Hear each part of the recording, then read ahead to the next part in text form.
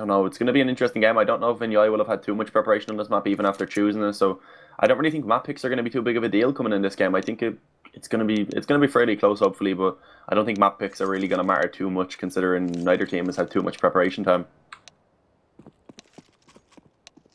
Yeah, and we did see yesterday as well, Kinguin play Mirage. I guess 2 days ago, I think it was. They managed to get 11 rounds there. They looked okay.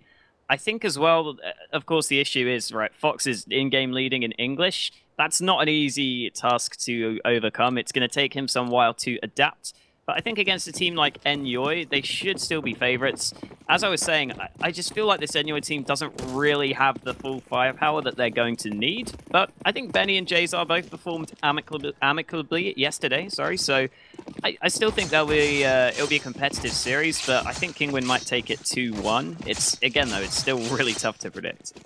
Yeah, I think it is going to be a very close game, and yeah, you think Kinguin are going to take it? I'm not too sure about that. I think I may favour Enyoy. They didn't look, I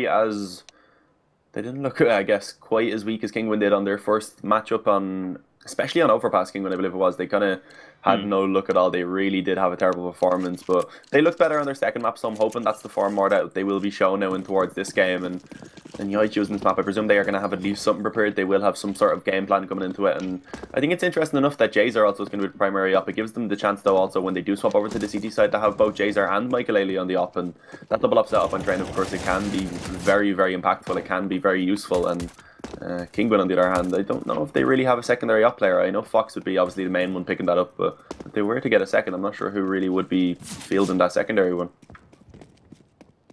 Yeah, that's something we'll have to watch out for on the Kinguin side. I do think yesterday, to be fair, like Enyoy up against Man's Not Hot, I think that's an easier game than against Wendigo, who I think are a bit of an underrated team. I think they're a really solid side, so I think that's part of the reason why I feel like Kinguin should be able to find some success here. It also seems like Mirage, that used to be a map Kinguin really liked to play. They're sticking with it. They looked pretty decent on that against Wendigo, even if they didn't take the win.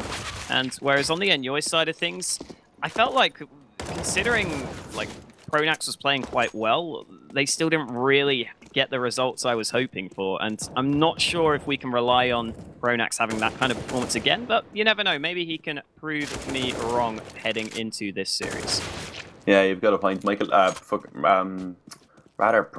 was the top performer, I believe, for Enyoy in that series, so the fact that really he was the one performing the best is kind of a bit of a problem, I would say. It's kind of worrisome when you have names such as Michael and Pitt and stuff on the roster and they didn't show up. But then again, that also means if they are to show up, we could see them have an even better performance. And they didn't play terribly. They didn't win either map, but I'd like to see them maybe stepping up now on this one. I'd like to see Pronax re-emerge. He was a great IGL, of course. He's won majors in the past, and he's kind of really fallen off since his Fnatic days, and it's not really how you want to see someone go with their career. You want to see them end it on a high note, and I'm hoping for Pronax's sake he can bring it back. But finally, we are actually going to be getting into this one. It is going to be the pistol going live. Apologies for the delays. I'm not even sure what the issues were, but we are going to be finally getting into it now. And actually, over on the Enyoy side at the moment, it's going to be a fairly heavy utility boy for Michael and Pronax. They have a Molotov, they have 2 smokes, and they also have a couple of flashes. And Kinguin, on the other hand, didn't go with it. A fuse kit instead. They're going to be opting to try and just shut this down using those pistols. Try and actually get the kills and not allow that bomb plant perhaps to come in. But right now, it seems to be a B approach coming in by the terrorist side, and aggression by Fox could actually be a thorn in the side right now as Benny checks the angle perfectly, finds that first kill, and now it's going to be a problem for Mousinho to try and hold down this B bomb site, but he will have support from Mo, who comes in from Connector. Glock's going to try and get up in towards the site. You can see they are gaining ground fairly easily on the Swedish side of things. The USP is still tapping away, but no shots connecting. Pith doing some damage, and there goes Mouse, finally opening up alongside Mihu, and Mutaris also chimes in as Mouse finds a second. Kinguin just frag out after missing some shots previously. Without the defuse kit, they still get the retake to go their way. But at the very least, a bomb plant comes in for Enyoy, so they can just go for the one eco and get the buy pretty quickly if that's what they want to go for. Yeah, I'd presume they're not really going to invest too much into this one. Once they get the rifles out, they'll be in a decent position. And Kinguin, of course, knowing that with the bomb plant going down for Enyoy, they won't really invest into this one. Rather than purchasing up SMGs and having to carry them on into the following round to face off against the rifles, they'll just go straight for the rifles themselves. So playing this safe, we shouldn't see too much of an upset. Mostly just, well, actually just all Glocks for the T side to work with and one flash. So their only real goal into this round. Get that bomb planted, get the extra $800, allow for this next buy to be at least backed up by a decent amount of utility.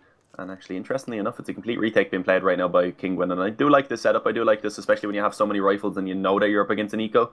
But that may actually allow the bomb plant to come down for Enyoy. There is a pretty good chance of it, especially as they pile out as 5. So Fox, it's going to be difficult for him to shut this entire push down. But he does get the first. A single flash though that was invested into by the Swedes is going to actually blind them up and allow the bomb plant to cross. Allow the bomb rather to cross and get planted down on the bomb site. And Pronax, even with a quick headshot, will at least snatch 1 kill away. But still, we should see this being closed out as it's all onto Michael. He is spotting from upper and he will be taken down by Rallen. That's always something you have to be worried about, that quick B push. You can get to the site really quickly in terms of just getting the bomb plant, and that's all Enyoy really need out of that round. We will get to see them have a very, very strong buy into this third.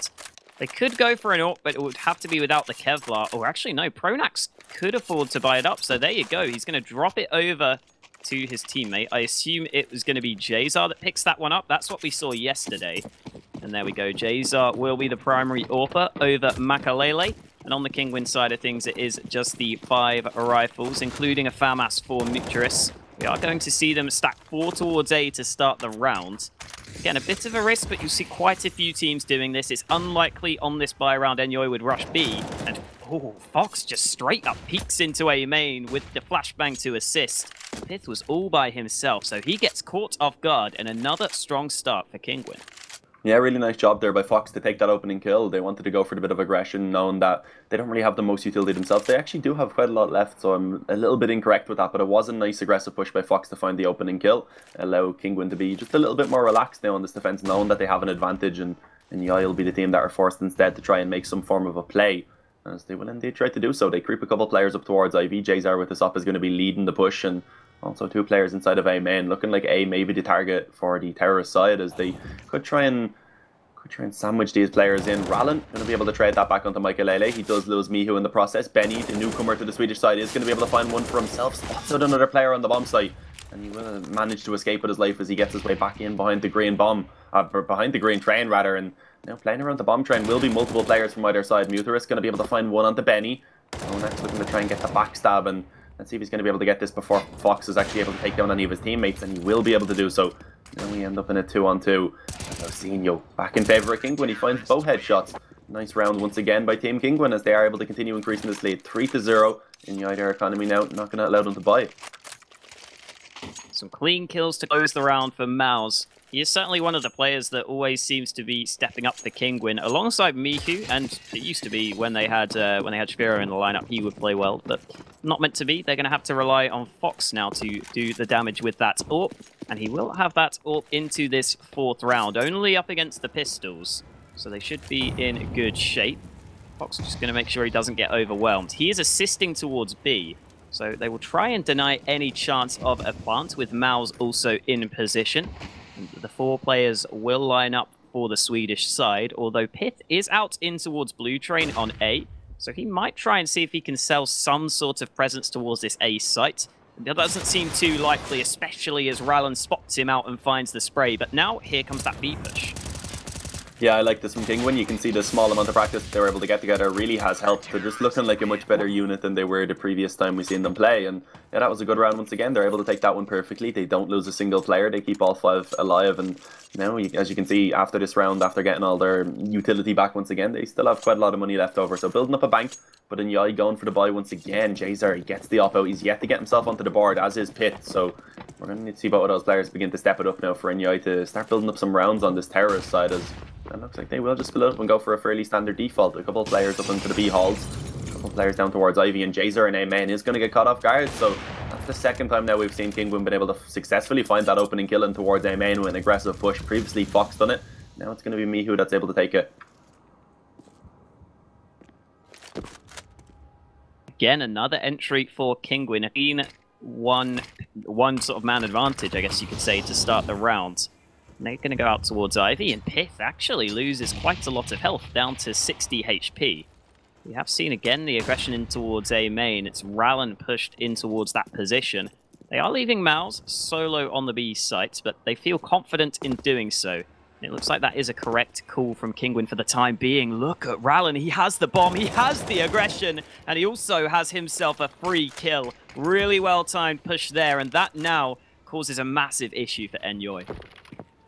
Yeah, down to 3 players already. Pronax, he is going to be up in the B halls, maybe able to perhaps catch this one player off guard, but then again, he himself, the timing could work against him. We see that there is going to be, I believe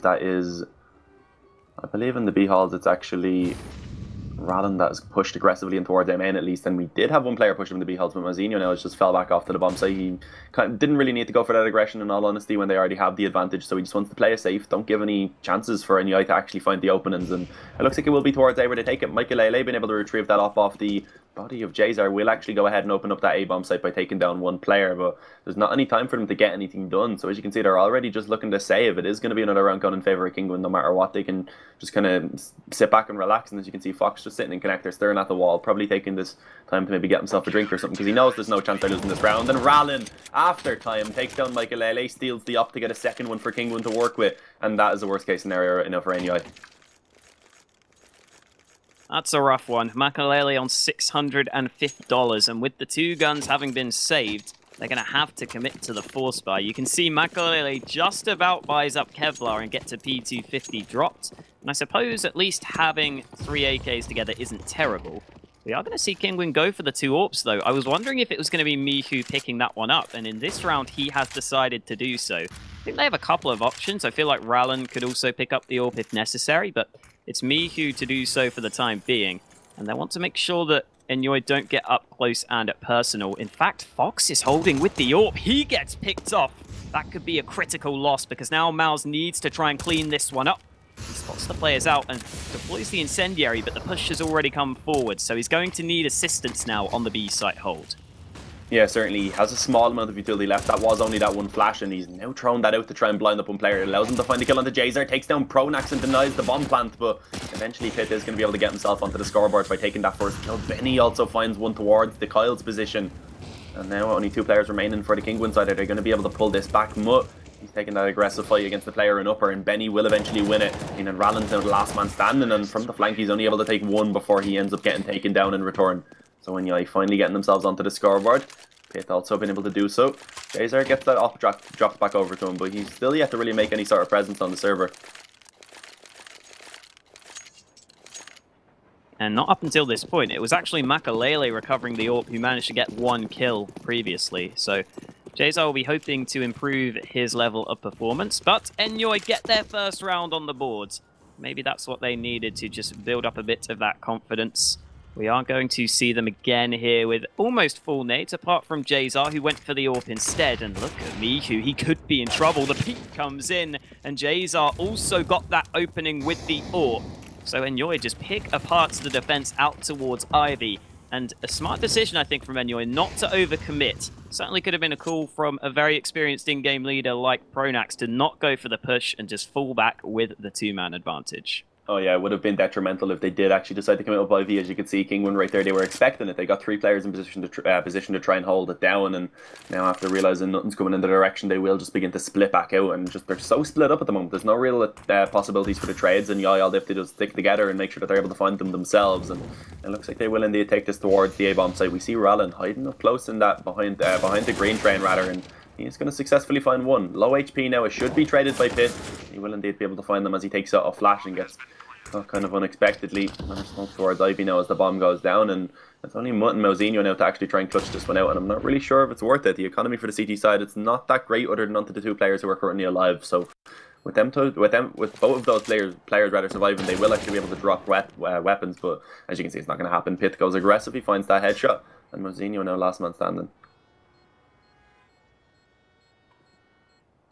Well, there we go. Enyoy get another round together, mainly to Pith. And it looks as though they want to save the 2 AWPs into this upcoming round. On the T side, that isn't something you see every day.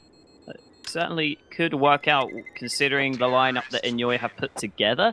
It might be a little awkward in a round like this, though, because a couple of Kinguin players might be on weaker weapons. You may see a CZ or a UMP in the mix. So if those players got up close, that would make things a little awkward. I didn't actually see, I think that AWP may not have been saved in the end. Yeah, okay, so they went back to the AK. So good to see Enyoy just going for the 1 AWP. I think that's much more advised on the T side.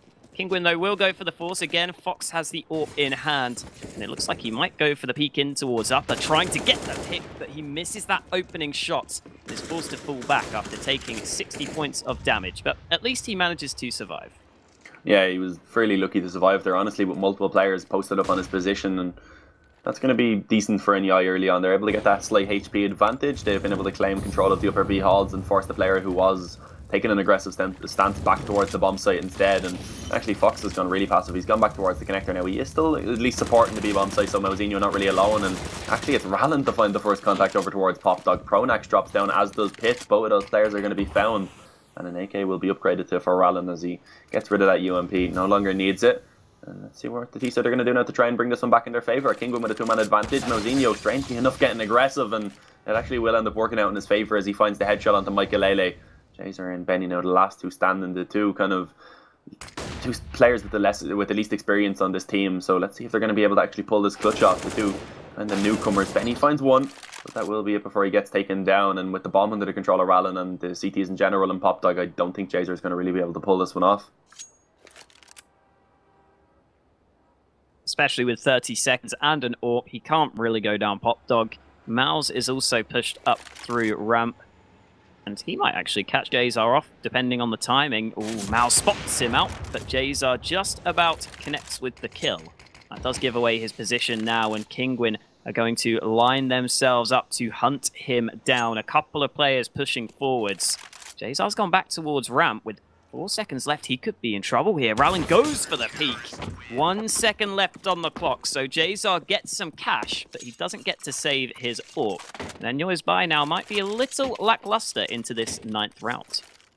Yeah, I'd like to see them still get an up. They can get it onto Michaelele. It would be glass cannon, but it doesn't seem like they want to go for it. Instead, they're happy enough with 4 rifles, and Pitt is just going to go ahead and put himself down to the deagle. But if anyone has ever watched Pitt in the past, you know what damage he really can get them with this. He's had some amazing aces in the past. Let's see if he's going to be able to roll back the Deas, and it looks like he will actually be leading the way, interestingly enough, with the Desert Eagle rather than the rifles. And they will be able to deny the aggression that was looking to come in by Mousinho just a little bit, making a small bit of presence with a smoke at least, as he falls back towards the bomb site. And he may have some trouble now trying to hold this oncoming attack, as we see the majority of the T's presence just been grouped up in the B halls. Mousinho with some support at least from Fox, and as they try and come out upper, this could be a small problem for Enyoy. Fox is so far back with that up. If he finds 1 kill, just tries to stay alive. Mousinho does the same. It could be difficult, but Fox jumping across, trying to reposition himself, gets caught off guard, gets taken down by Jazer. He will step it up now that he has the AK. Mousinho not going to be able to get enough done as he only finds a single kill, but luckily enough it's the other Portuguese player to step it up. Not going to be able to take down Pronax, and now in a 3-on-3 with the bomb planted, it goes back in favour of Enyoy. Jazer doing a really good job with this rifle so far. And Rallen actually trades it back once again. So continuously staying with trades. I was going to say staying in an equal situation, but Benny being able to reclaim it in favour of the Swedes. As the kit is available for Rallen, but with 2 players to find, and both of those players just peeking him at the same time, he is going to get taken down. And Enyoy resetting the economy of Team Kinguin. And Enyoy managed to swing that back into their favour. Nicely done again towards the B site. Seems like that's where they're finding most of their success to start off this T side. And it looks as though that may continue, although the bomb will be left back towards spawn. Considering they're only up against a few pistols and an SMG, they should be able to close this round quite quickly, although Jazar goes down to 40 HP thanks to the nades. And the push is actually coming out through B. It's Mouse trying to go aggressive, but he will not be rewarded with anything. Pronax holds his ground, and Enyoy get to play with the man advantage. And that should also give the info. Pronax should have spotted there that it was a pistol in his hand, so they will be much more aware of the buy. We are going to see Kinguin go for a mid-round rotation back to the B site. Still Enyoy, though, not really deciding where they want to push towards just yet. Yeah, they don't really have to make that decision anytime soon. They have plenty of time to just continue sitting back, waiting to see what happens, if Kinguin actually go for any aggression or not. And they are going to slowly at least try and get themselves some map control. It seems like they may look to try and execute straight onto this A-bomb site. You can just stick together, and especially with Pitt finding that opening, I presume we will see them now committing onto this bomb site. And at the moment, there's no one really who can defend it. We see a little bit of a stack has gone in towards B, and the one player who was actually in position to try and help out A, he's been smoked off in connector, and for the moment he will be held back. And you can see in Enyoy how safe they're playing this. They're not in a rush to get the bomb down. They're clearing every single position, playing it as safe as they possibly can. And I think because of that, they will indeed be taking Kinguin, they aren't really going to be looking for this. They have already just kind of begun to sit back. We will see one player above Popdog who may try and maybe steal himself a weapon away. That'll be their main goal now, if they can drop 1 or 2 of these AKs to carry over into the following round. Well, taking a quick look at the scoreboard, it's actually 2 of the Polish players really doing the work for Kinguin. Maus and Rallen stepping up in terms of the frags, and Mihu maybe being a bit underwhelming, considering you would expect him to be up there towards the top. As you were saying, though, exit kills is the aim, and Mihu will look to find one of them. Pith, oh, nearly caught, but Mihu just falls back. So he's not going to go for the exit kill. They're happy to save what few guns they can, considering they were going to have to eco anyway. So it won't be a terrible save for them, but at this point they are conceding quite a few rounds now. Enyoy on their T side already getting 4 on the board. It should be a 5th here, assuming they don't lose against this weak buy again. We might see Enyoy switch up the pace here. We've seen this quick A play from them in the past. And they're going to go for it again here. Against the pistols, this is a risk. It looks as though it might pay off because Kinguin have stacked B. They're pushing out through B. And you need to get the bomb down quickly, though. You can see the players are going to come down Popdog. This could make things awkward. The flank is coming in, but Muteris misses that frag. Rallen does get 1 kill with the nade at the very least. As Pith goes for the fake plant, he might bait out the peak. Doesn't quite happen, and now he will just get cover from his teammate to plant that bomb. Yeah, bomb going down in a 4-on-3 should basically confirm this round once again in favour of Enyoy. So not really much was found in this round for Kinguin other than that single kill on towards Jazer, and sadly for them the weapon not really retrievable at the moment. Would have been ideal if they got themselves that carried over with the Kevlar, allowed them to get a perfect buy in the upcoming round, but their economy not really looking... It's not looking amazing onto a couple of players, but it is okay. They should get their rifles out. They should be able to get the utility, but I don't think Fox is going to be able to afford an op. I think he is just going to be perhaps a little bit too short to be able to get that one. So I think they will be just stuck to the rifles in the following round. On the other hand, Enyoy, they should have enough to get Jazer that op in his hands if he wants to do so. Ooh, Mouse dies to the bomb as well. That's unfortunate, but again, they're going to be buying into this round, so it's not an issue. They will be focused instead on this upcoming gun round. Again, Fox gets the AWP, and again, I hate to point it out, but he has been a little bit lacking, especially on the CT side of Train. He has, however, been sort of a bit unfortunate in terms of not being able to get the AWP recently, so let's see if now he has the AWP in his hands, he can step it up, because Jazar on the T side has also been finding success with his AWP. Doesn't quite get the opening this time around, though. He misses that entry. Jays are going to think of going for the re-peek. Still trying to stick around, but it doesn't look like Kinguin are particularly interested in fighting him. So no real battles to start things off. Jazar had the chance for the pick, but he misses the shots. And we just play from a standard 5v5.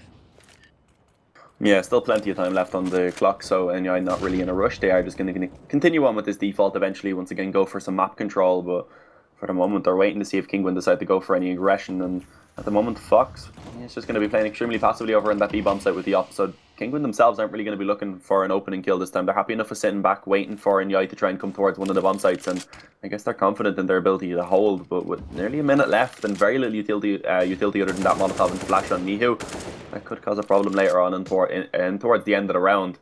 As Fox posted up towards upper B, it looks like Jazar is getting a little bit anxious as he looks for that peek onto the B-bomb site, and he is going to get taken down. So Fox, the op that was dropped over to him by Rallen. Rallen sacrificed all the utility in order to drop that one, and he is going to be able to actually make use of it to open it up. And Mihu, he burns Benny alive, just gets stuck in that Molotov there as he's trying to find the opening kill. Mihu doesn't even have to shoot his weapon, and it looks like this round is going to be gone in favour of Kinguin as they do manage to remain alive with all 5 players. That will be exactly what they needed now. They will finally be able to get themselves all that utility that they want. They will be able to keep that lead, at least for the moment, but Enyoy still having the economy to buy into this one.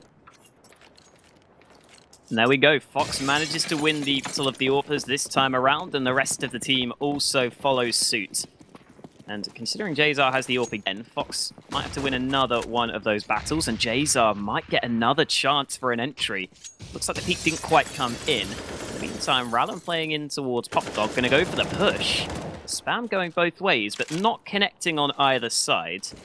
And we are, in the meantime, also going to see Fox having peeked out through upper B, but Rallen, full blind, gets that first frag. It's a very tight position, and look at Mihu also taking the fights for himself. He's going to win that engagement. Nice aggression from Kinguin to get themselves the opening 2 kills as they take the map away from Enyoy. But Pith decides to just get one straight back through the smoke. A very explosive start to the round, but it's a 4 versus 3, sorry, for Kinguin to play from. What the hell is going on here? Pith finds another through the smoke. Back to a 3-on-3 now. Yeah, that Molotov giving away the position of the player who's playing up close to main, but luckily enough, Fox is still alive. He will end up finding another kill before he gets taken down. Pith looking to try and continue on his streak of devastation as he finds one more, but Mozinho trading that back once again. It leaves us in a one-on-one, and Michael, he's not looking so healthy. Only a couple of bullets need to be connected by Mozinho as he spots out the position of the last player for the Swedish side, and he will go ahead and win out that battle. So, nice round once again by Kinguin. This time they're only able to win it with 1 player alive, but they still have the economy to buy. And on the other hand, they will be on at least 3 of those players struggling, and it looks like they will actually invest into this one. Interestingly enough, they will be able to get 2 rifles out, and the rest of the players most likely going to be working with pistols and a scout onto Michael. But while we have a chance, I'm going to go ahead and just quickly tell you to check out the sponsor of the tournament, Farmskins. Of course, thank you to those for actually allowing this tournament to happen. If you go over there, you can open yourself some nice crates, and it's claimed that they do give you better drops than Gaben ever would, so go ahead and check that one out. But back into the game now. It is going to be Enyoy working quite heavily over towards Ivy, it seems, but they may go ahead and give up on their dreams already as they do begin to just fall back. Again, some damage through the smoke. This time it's Rallen chunked down to 34 points of health. We're already into the 14th round here, so it's the late stages of the first half. And I think that Kinguin will be hoping to get 1 or 2 more rounds just to keep themselves in as good a position as possible. Miku is currently playing an aggressive position out towards Ivy, and Muteris is also pushed up in towards Popdog. But that is leaving Mouse on his own towards the B site, so he's having to play very passively. And if the push were to come forwards, he couldn't do too much about it. Again, though, Enyoy is stuck with a couple of weakened weapons, so even if they go for the push, it won't quite be as easy. And now we see Mouse reposition. He's going to try to lock down the site. That's not going to be an easy feat, considering he is still somewhat isolated towards B, but now Fox is there to watch his upper, so that will make things slightly easier as this B play comes in. Yeah, it should at least allow him to focus his attention instead on the ramp, and he did have a Molotov remaining. I believe he has already thrown that one out, and luckily enough the support is going to be working out. It's going to be Rallen to find one. Fox also does the same. Mozinho falls without a single kill, but he did just stay alive for long enough for his teammates to get into position and make sure that they will have that man advantage, and Fox beginning to step it up, and Mutt also going to be able to do so. And it's the Portuguese players in this round to get the majority of the work done, as Mutt is going to be able to find the final one. And Kinguin get themselves a 9th round, so beginning to chain them together once again, and Enyoy not having any real success for the last 3 rounds other than getting the bomb plant once, and on into the last round of the first half, they will be a little bit weak on economy. They're sitting roughly in the low 3,000s on all 5 players. They get a couple AKs out, they won't have head armor, and they also are going to be stuck onto an SMG and a scout for Jazer and Michael.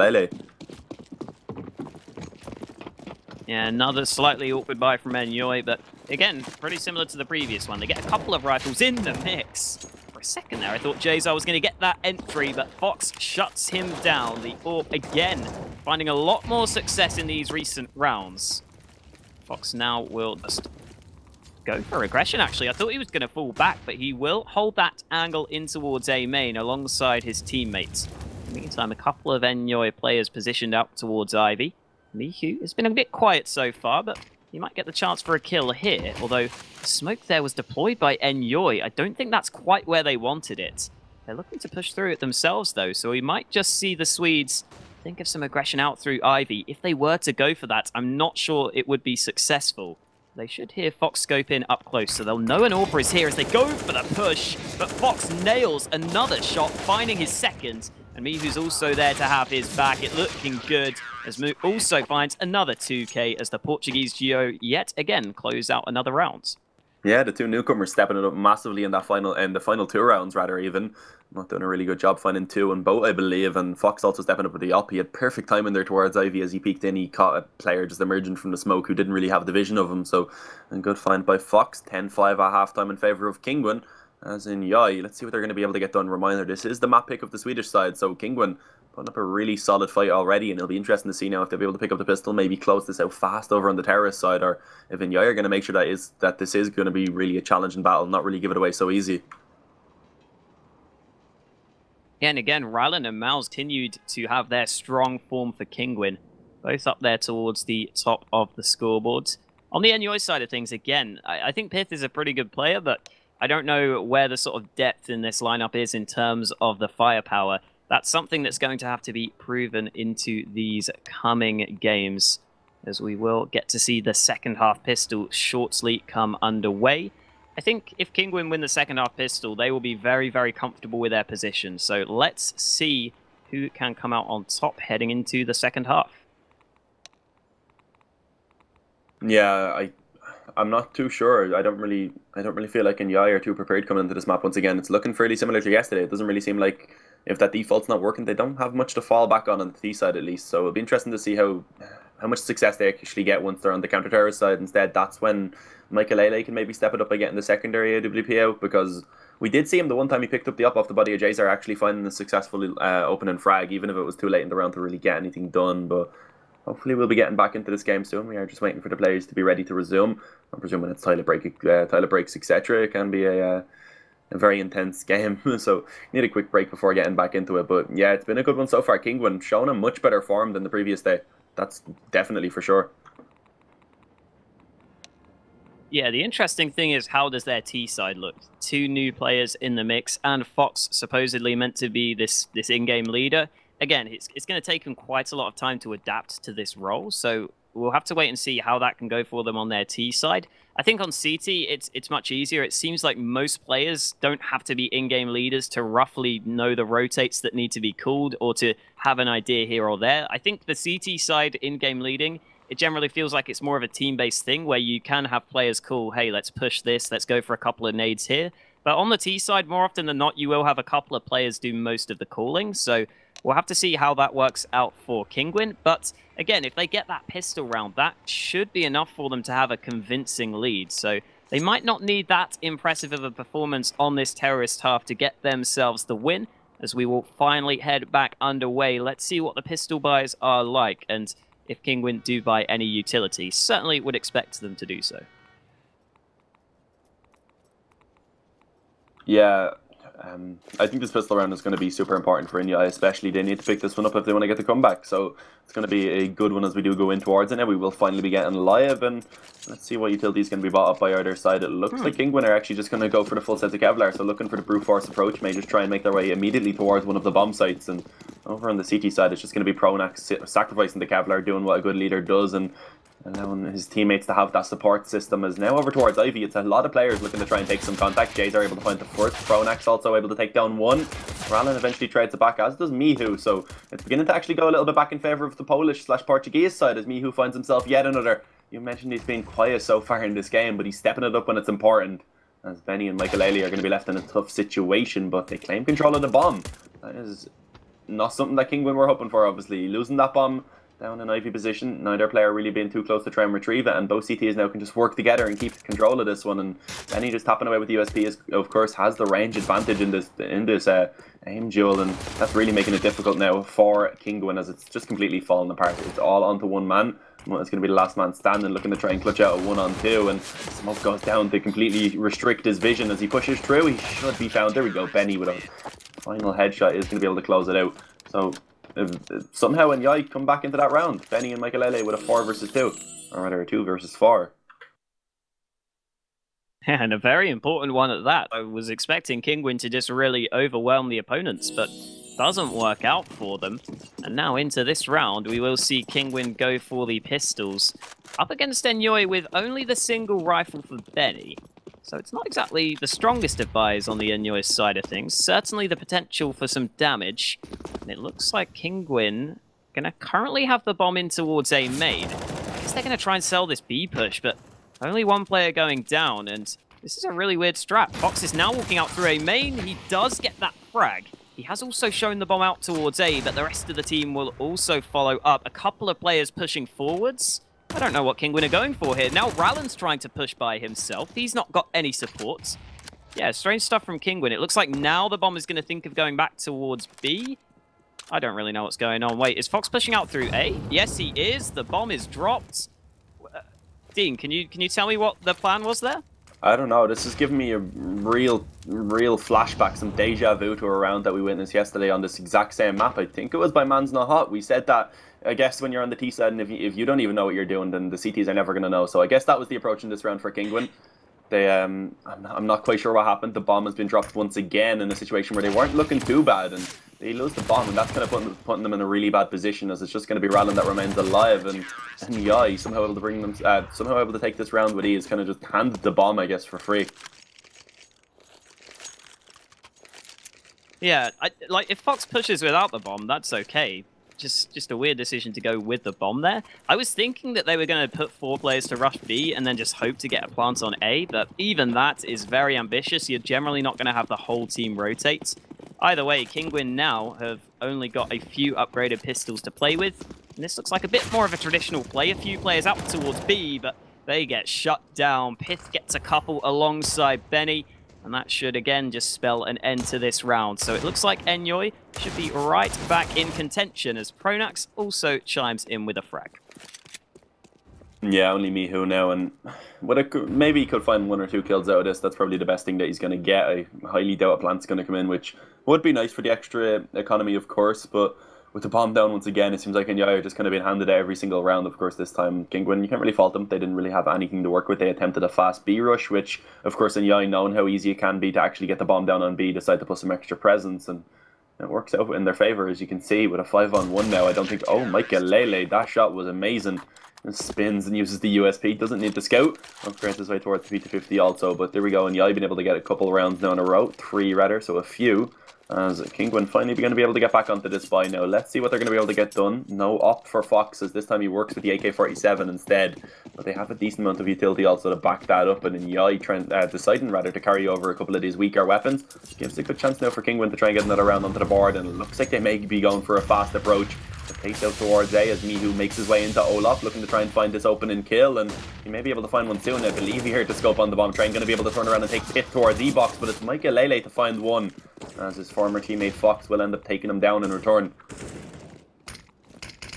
A lot more decisive from Kinguin this time out. Enyoy finding a couple of frags back. A really nice boost for Jazar to find that pick with the AWP.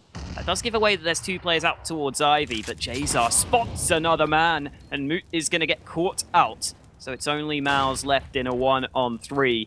He has been on point so far today, but a 1 versus 3 is still incredibly tough to pull off. Enyoy, though, are taking their sweet time here, and Mouse still in position. They don't know where he is, but as the defuse comes in, he has to fight. Mouse gets 2 kills, but not anymore. Jazar does just about find the bomb. I think he's got time, and Enyoy just about win the round.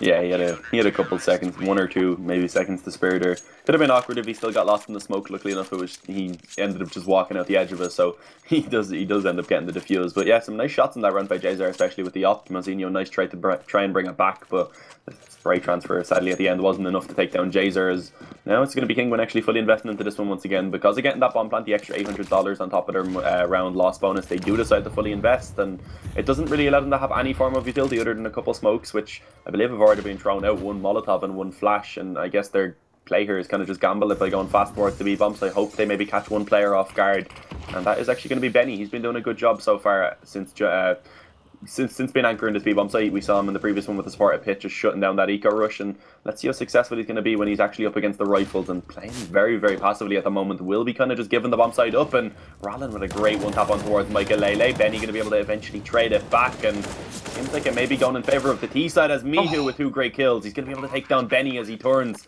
and now it's going to be 2 players to try and get this retake in, and it's not going to be easy. Jazar and Pronax, they are cut off back towards the back lines at the moment, and with a 1-man advantage, Kinguin just allowing the time to continue running down. Pronax with a nice Molotov may actually force Mutt out into the open, which it has indeed done, but Jazar sadly not able to connect that off shot, and still really no openings have been made in towards this bomb site yet. Retake, no real success has been found. Mozinho finds the first kill on the Pronax, and Fox closes out onto Jazar, and that off should also be retrieved. Yeah, Kinguin, again, starting to finally look a little more unified, a little more decisive with pushes, which is good to see. But still, this is looking like it could turn out to be a close affair. Jazar, though, has the scout in hand. He had a little bit of extra cash. The rest of the team not really investing, but Jazar can try and see if he can work a pick. Again, Fox has the AWP on the T side, currently in towards A main. Looks like the rest of the lineup, though, will go out towards B, and Enyoy have all 5 players out towards A. So this is looking like it could be a very boring round. If Kinguin just walk onto the B site, there's not too much that can be done. Yeah, Kinguin are just going to, as you can see, they are just going to walk on, basically have it for free other than Michael, who goes towards connector, gets hit in the face with a Molotov and realizes, guys, they're throwing glass bottles at me, just run away. There's no hope, they're vandals. And yeah, it is just going to be maybe a couple of kills been trying to come in with his pistols, and Benny actually does find the first. Michael finds Mihu also, so perhaps a bit of a mistake being made by Kinguin at the moment. They are overextending, the bomb has only gone down, there's still a small chance that we could see Enyoy being able to pull this one off, so they need to be very, very cautious. And through the smoke, Rallen's getting spammed down. 74 HP, luckily enough, hasn't really received too much damage. Will be trades coming in now as Michael takes yet another kill, and Zinho and Rallen, let's see if they're going to be able to pull this one off, or will we see an amazing clutch coming in as Enyoy, they have barely anything to work with. Jazer, he finds one, but now he's the last man standing and he's all alone with no time to get it done, but they'll be very happy with the amount of damage they're able to get done on that, and Jazer even carrying an AK over. Oh, an op over, rather. He picks up an op in the last second. Yeah, that's a really good showing there by Enyoy, even though they lost the round. Yeah, that should allow the double up setup almost certainly to through. There we go, Makalele will be dropped one by Benny, and that also allows them to get much better utility on their CT side. And with only a 3-round deficit to overcome, this is certainly doable for Enyoy. But this would, I think, would be almost a must-win round. If you take a quick look at the money on either side, both teams have almost no money in the bank. So this is a very critical round, and Benny could be in danger. He takes some damage early on, but deploying the smoke will keep him safe, and he also calls for the rotate. It's Makalele with that second AWP over towards the B site. And it looks like Kinguin are going to line up the B play, despite having been spotted. They're going to have to make sure that they don't fall to the AWP of Makalele if they go for the push. And now Pith is also rotating over. This is a 3B stack that might work for the Swedes if they commit to it. But now Pith, having second thoughts, goes back towards A. Yeah, and actually... And back towards B. Yeah, back over towards B again. So it seems like they've had some problems with deciding where they want to bring the bomb, but eventually it will be going back towards B. It's actually hanging back a little bit further to hold and wait and see if any flanks come in, but it will be Fox, it seems, to try and entry on towards this B-bomb site, along with Rallen, of course, who actually does begin to lead the way with the rifle, but up close on the Kyles is going to be one CT player, and that's Benny, but he only finds a single kill. Michael from the back lines gets one, just about misses the second shot, and that allows Fox to go ahead and take down one of his teammates, as does Mihu. And with the trade continuously coming back and forth, we end up in an equal situation once again, 2-on-2. Michael needs to be wary of the upper B position as his teammate coming in on the flank.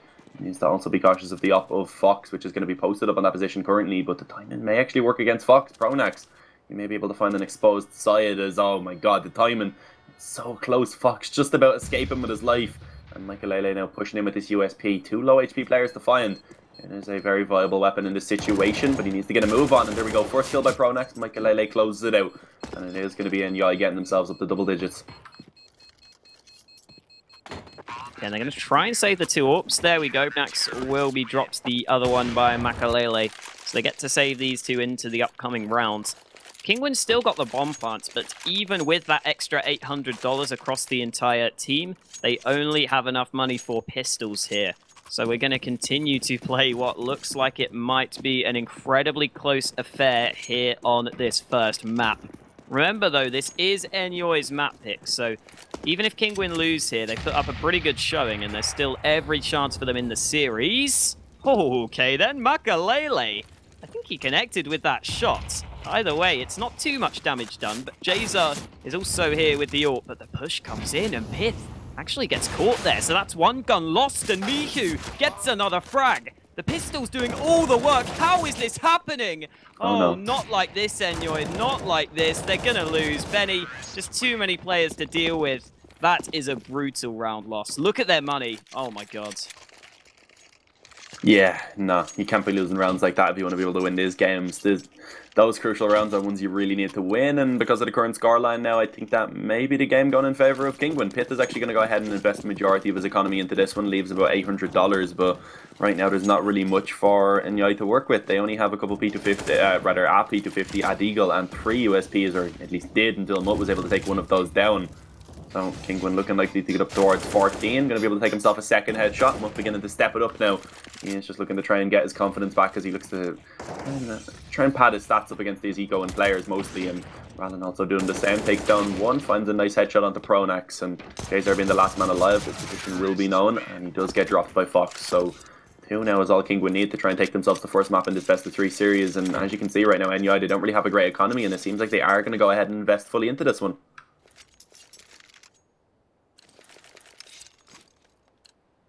Well, Enyoy will go for that full-on force. They're down 4 rounds, and Kinguin only need 2 more to get themselves this first map. We are going to see Moot again go for incredible aggression. In the meantime, take a look at your map. Benny's pushing out through B, but it looks like he might catch the man out. There's the free frag. And also Jazar chimes in with a kill. Benny holding up close, spots another. Fox really tried to force that trade, but it's not going to work out for him. And it looks as though now Enyoy should be favourites unless Rallen's position can find him something. Mouse does get a kill in the meantime, and Rallen is in connector. Maybe a chance if Mouse could win this fight, and indeed he does. Rallen could now make such a big difference. He's behind them on B. Yeah, this is really going to be a big problem right now. He has such a massive position. He can capitalize on both of these kills by playing this one smart. And let's see if he's going to be able to do it. He goes for the knife on Michael. That's a very interesting decision. Jazer, I guess he wasn't really expecting another player to be towards the upper position. And Jazer shuts it down. So Rallen getting a little bit greedy there, maybe going for that knife rather than actually completely checking the site for a second player. Whew. I mean, Makalele's just typed in chat from where, because he has no idea where he got it from. But my goodness, Rallen, if he could have got the second kill, he would have done it. But again, he goes for the knife. He didn't see the second player, and Jazar closes out the round. And it's still... we're still going. That's the main thing. We are still going here, folks. Such a back and forth game, and Enyoy keep themselves in with a shot. Pronax is currently holding towards Ivy in a really aggressive position without too much support. So if the push were to come in there, he would be in trouble. Jazar now comes back to assist him. You can see Pronax having to hold such a tight angle. The push, though, comes in, and Fox again gets picked off. He doesn't have the support, as Miku also caught by Jazar's AWP. Could this be Enyoy getting yet another round on the board? It looks very, very likely at this point. Yeah, looking indeed like it will be another round for Enyoy, as the economy of Kinguin, it's not so bad, to be honest. They do have enough to buy onto 3 of those players in the following round if they wish to do so, but the current scoreline, the question is, will they actually decide to go for that investment? Of course, they can still bring this round back. It is fairly common that we see these 3v5s being pulled off. Muturus, Rallen and Mozinho. Rallen and Mozinho especially have been having actually pretty decent games so far, so I wouldn't be surprised if we can see these 2 players stepping it up in this clutch situation. But Jazer with the op right now, posted up on A main, waiting to see if anyone from the T side decides to make a move, and as he actually repositions towards Popdog, he will be able to find the opening.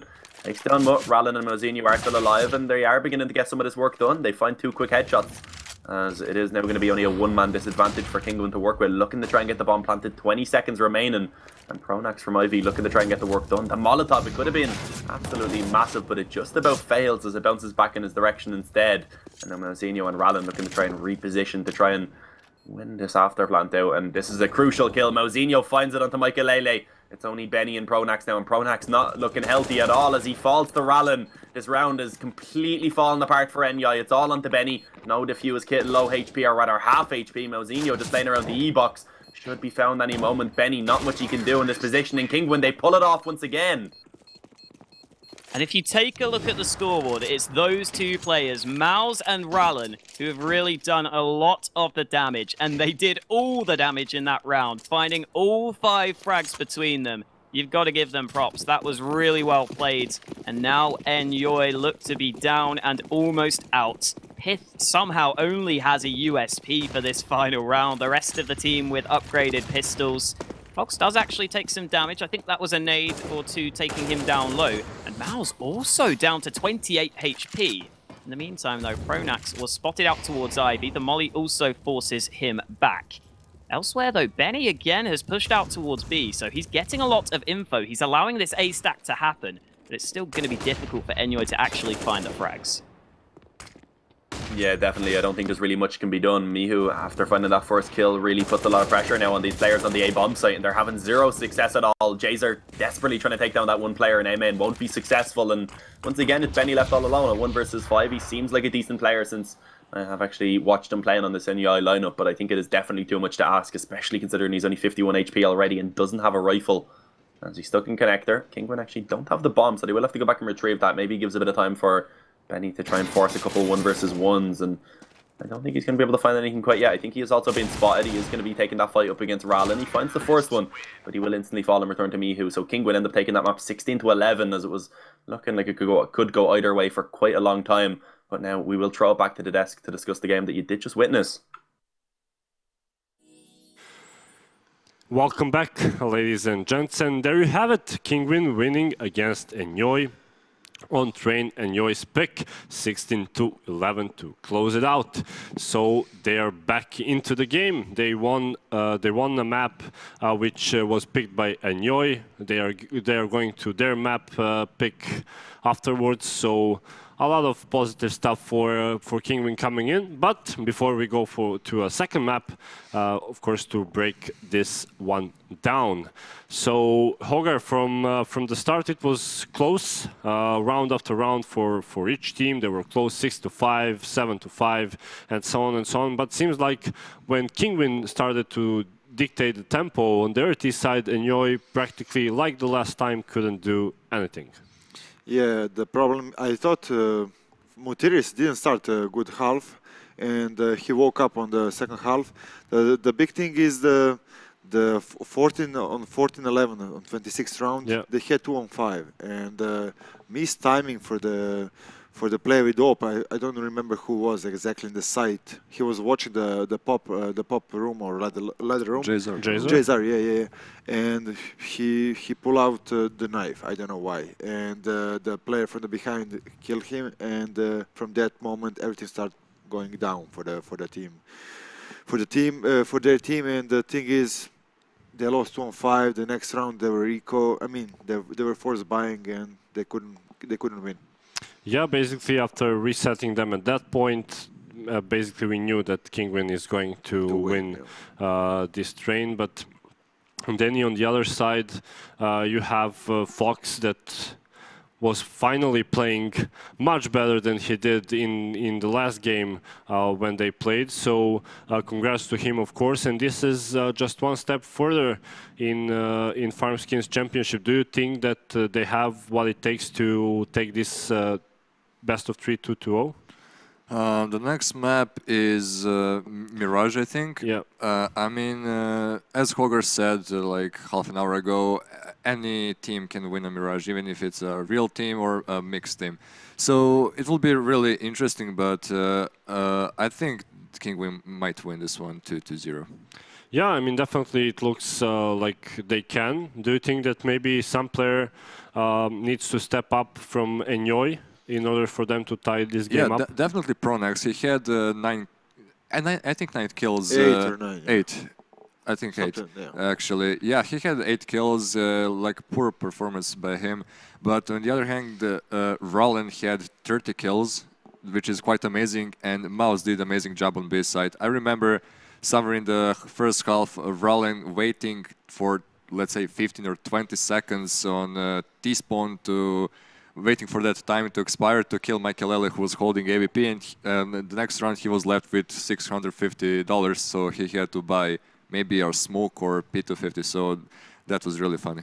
Yeah, we talked yesterday or day before that I like those sneaky knives, and sneaky knife happened on B side, even though they kind of threw that round because I think it was Rallen who knifed, but he didn't know that there's one more player on upper B slope, and he ran towards connector. Player from upper slope killed both of them. But again, a knife is a knife. Knife is a knife, but he misplayed it because he saw the guy on the pop dog. He was watching for the first ramp for like 15 seconds. He didn't move his crosshair towards a second ramp. So he must knew or assume in that moment that some other player from the team, from opponent's team, must watching second ramp from some angle or his upper, and he didn't check. He immediately, when he knifed, he just starts running, and they lost the round because of that. I mean, the knife is nice. Yeah. Everybody likes knife, but yeah, I don't. The thing is with arenas and everything, I think kind of knife is not that possible because everyone starts shouting like "ooh," and player immediately turns around. Except if they have the like the soundproof boots. Boots. But usually on big tournaments, I don't think we saw boots. Only DreamHack maybe. Yeah. Other tournaments is pretty open, so you can hear crowd chanting. For that knife, but yeah, of course, I always love to see that sneaky one. I think finals on Krakow last year was played. Yeah, they had play face to face. That was pretty interesting as well. But that will be it for first map of this best of 3 duel between Enyoy and Kinguin. Second map is Mirage and is picked by Kinguin. We are going for a short commercial break. When we come back, we go for analysis of the second map.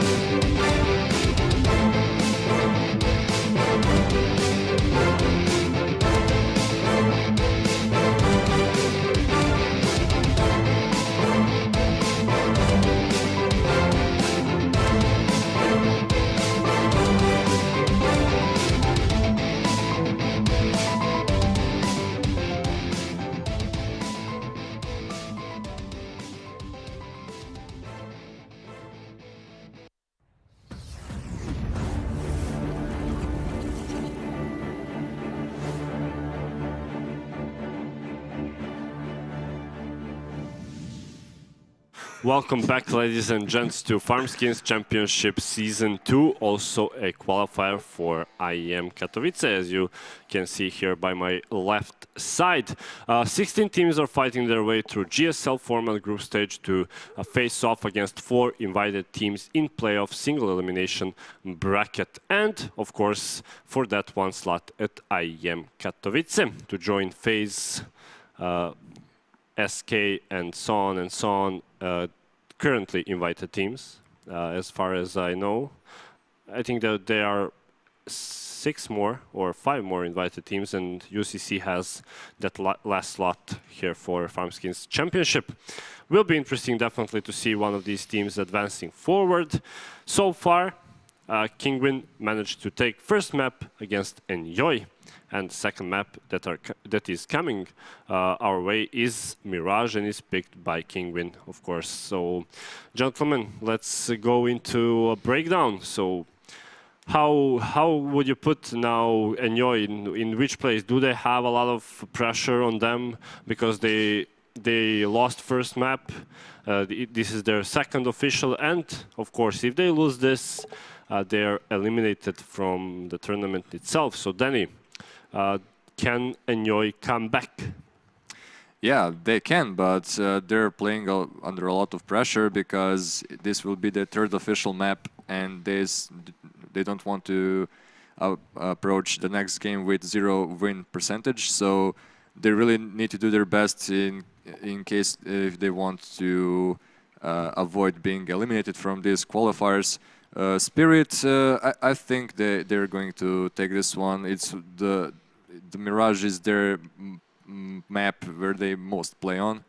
They have like over 100 and I don't know how many played games on that one. So I'm still thinking that it's going to be 2-0 for Kinguin.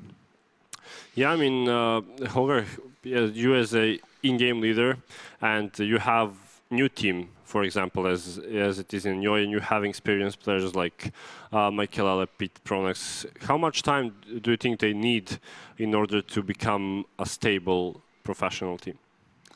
I think the Pronax time passed, for real. I mean, he's an excellent in-game leader, but he's lacking of aim, and he's lacking of aim, and that's a problem for the team. I mean, you must have at least double digits, not on the half, but on the end of the map. I mean, you must kill. You cannot play with 4 players killing.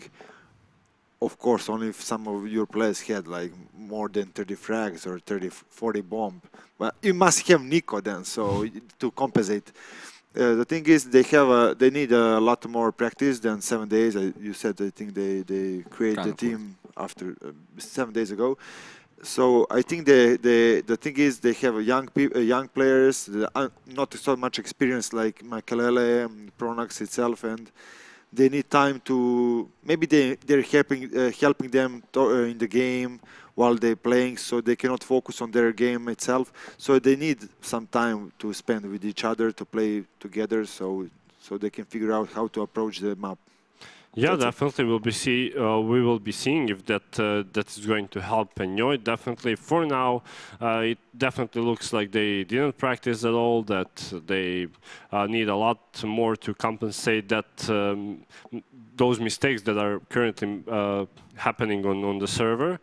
Even though we are going for Mirage, that's more of a standard pick, more like a standard map, of course, and. When you compare that to Train, it's easier to play Mirage as a team than it is Train. So, do you think they have any chance of coming back on Mirage? Maybe some great start of Pit or Jazar. That's their AWP player.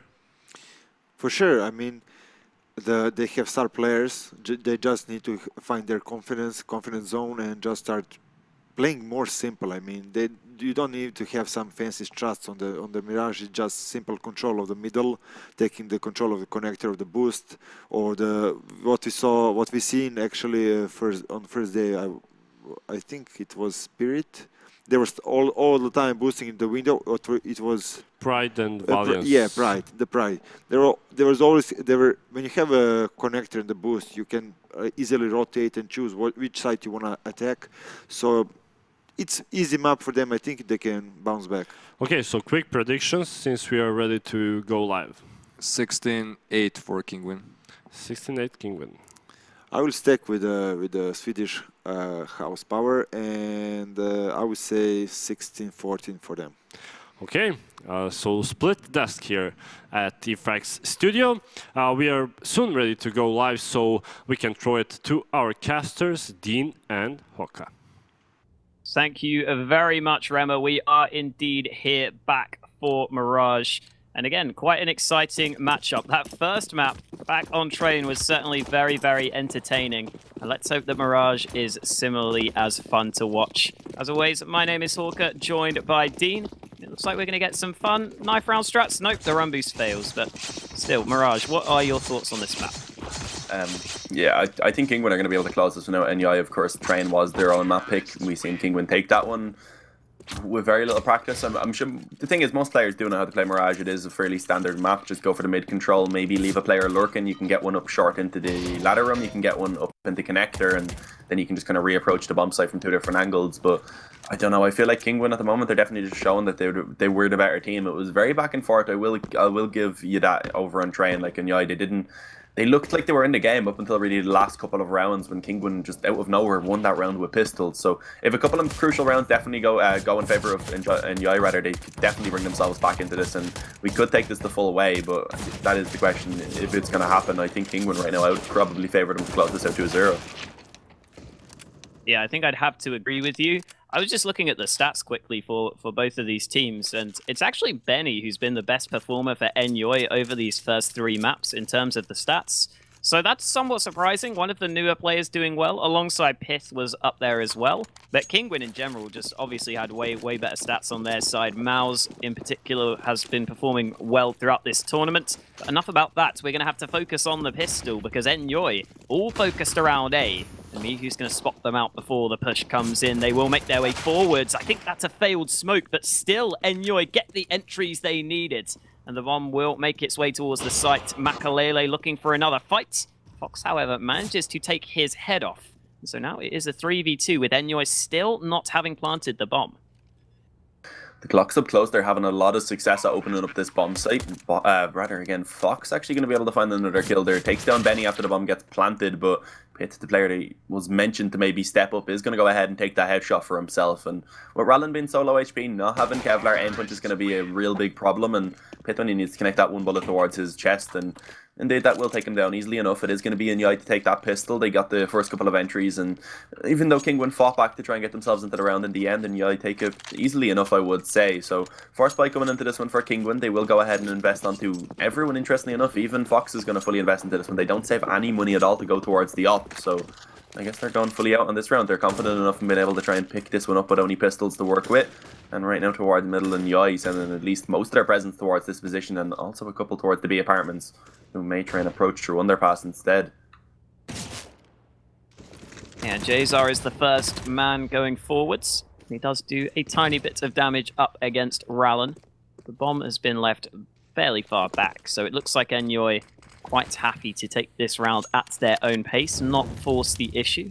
No need to with a few SMGs in play. They can just decide to wait things out, let the SMGs try and get something done. It looks like that will be the overall idea, but as they make their way into connector, they might push their way forwards, and Rallen can take a close-range fight. He does get that first frag. Push comes out. Benny with a very quick headshot, but oh, a team kill in the mix. He still gets the second frag, but a very awkward start to the round here. Let's see if Enyoy realize the B site is open, because they probably won't know that. You can see Benny still making his way forwards. Has the Glock out in hand, as he should just look to fall back. and now the bomb will make its way back towards B. I have no idea how Benny managed to escape from that position. That was... He should have been definitely done for right there, but Benny, has he heard those steps in towards T-spawn? I'm not quite sure. He will actually find the aggressive push out towards middle, takes down Rallen, but also needs to be wary now of Mousinho, who knows he's in this position, but the game sense is perfect. He finds the flank. One player remains, Mihu. A single point of HP as he does at least take down one player, but Pitt's going to be hunting for this. Looking to try and deny the attempted save of that AK, perhaps, as Mihu, if he went for this B retake with 1 HP, that would be the most, I guess, brave play I've ever seen, because the chances of actually being able to win that is basically 0. So yeah, indeed he is just going to save. Pronax with a Mach 10 looking to try and retrieve this AK. He will realise that it's gone now, and I think that may actually be leading him towards actually attempting to try and deny this save, which with the economy that's available for the Atita, I don't know if that's really so viable, but luckily enough he finds that without dropping any weapons and will actually retrieve the AK, so it works out good for Enyoy in the end. They get themselves that second round, and Kinguin, after investing fully into the previous one, they won't really have anything at all to work with now. Well, Benny, in the end, gets 5 kills in the round, if you count the 1 team kill in the mix. However, as you were saying, it should be Enyoy this time around taking things a little bit more easily, only against 1 or 2 upgraded pistols. We will see Benny this time around with the Mach 10 in hand go out towards B apartments. Again, Kinguin with no players committed to that B site. That's somewhat surprising, especially considering you could probably put 1 pistol player up close. There's loads of angles on B where you can try and find a sneaky off position, and it looks like now Kinguin will rotate back towards the B site. They're taking a big gamble. 4 players all coming back from A over towards B, and I'm not sure how successful this will turn out, because Benny in towards B apartments with that Mach 10 will likely look to get the information, and if he spots out a couple of players, he can probably just call for them to go to the A site. Yeah, with those SMGs, that's the positive thing. You can just send the Mach 10 in, use it as a bit of a scout to try and actually feel out the bomb site. If you spot multiple players, then instantly your teammates can be like, alright, just don't go there, just run to the other side of the map instead. But they may actually walk straight into this stack, making their way up short. Mihu is going to be able to spot out 1. Unluckily for himself, he's not going to be able to get anything no and it seems like they will have no real difficulty clearing this B-bomb site up, and a couple of kills at least going in favour of the CT side. Rallen and Mousinho, I believe it was, were able to get a single kill each, so dropping 2 of those weapons. One of them, I believe, was an AK-47, and the one from Benny was only a Mach 10, so a bit of damage being connected, as Fox does still actually manage to get an AWP out, even if it is glass cannon. So let's see what he's going to be able to get done now into this first gun round. Jazer, of course, going to be working with an op of his own, and interestingly enough, taking it over towards Palace. Yeah, Mirage, another fairly AWP-heavy map. You can certainly get quite a lot of production on either side with the AWPs. Oftentimes you will see double AWPs on the CT side, which is something we did see, I think, once or twice from Kinguin, but more often from Enyoy, with Makalele sometimes picking up the second AWP. Either way, we are not going to see the AWPers fight early on. It's the rifles who duel each other, and Makalele also finds a kill with just a Mach 10. Pronax also pushing out as he catches Mihu in the back. And a flurry of frags for Enyoy as they keep on fragging out. Jazar plays it to perfection as he gets the final 2 frags. And Enyoy just make it look easy there. Yeah, really nice round. They just completely sweep it. And Kinguin now, they finally got the buyout, had absolutely 0 success.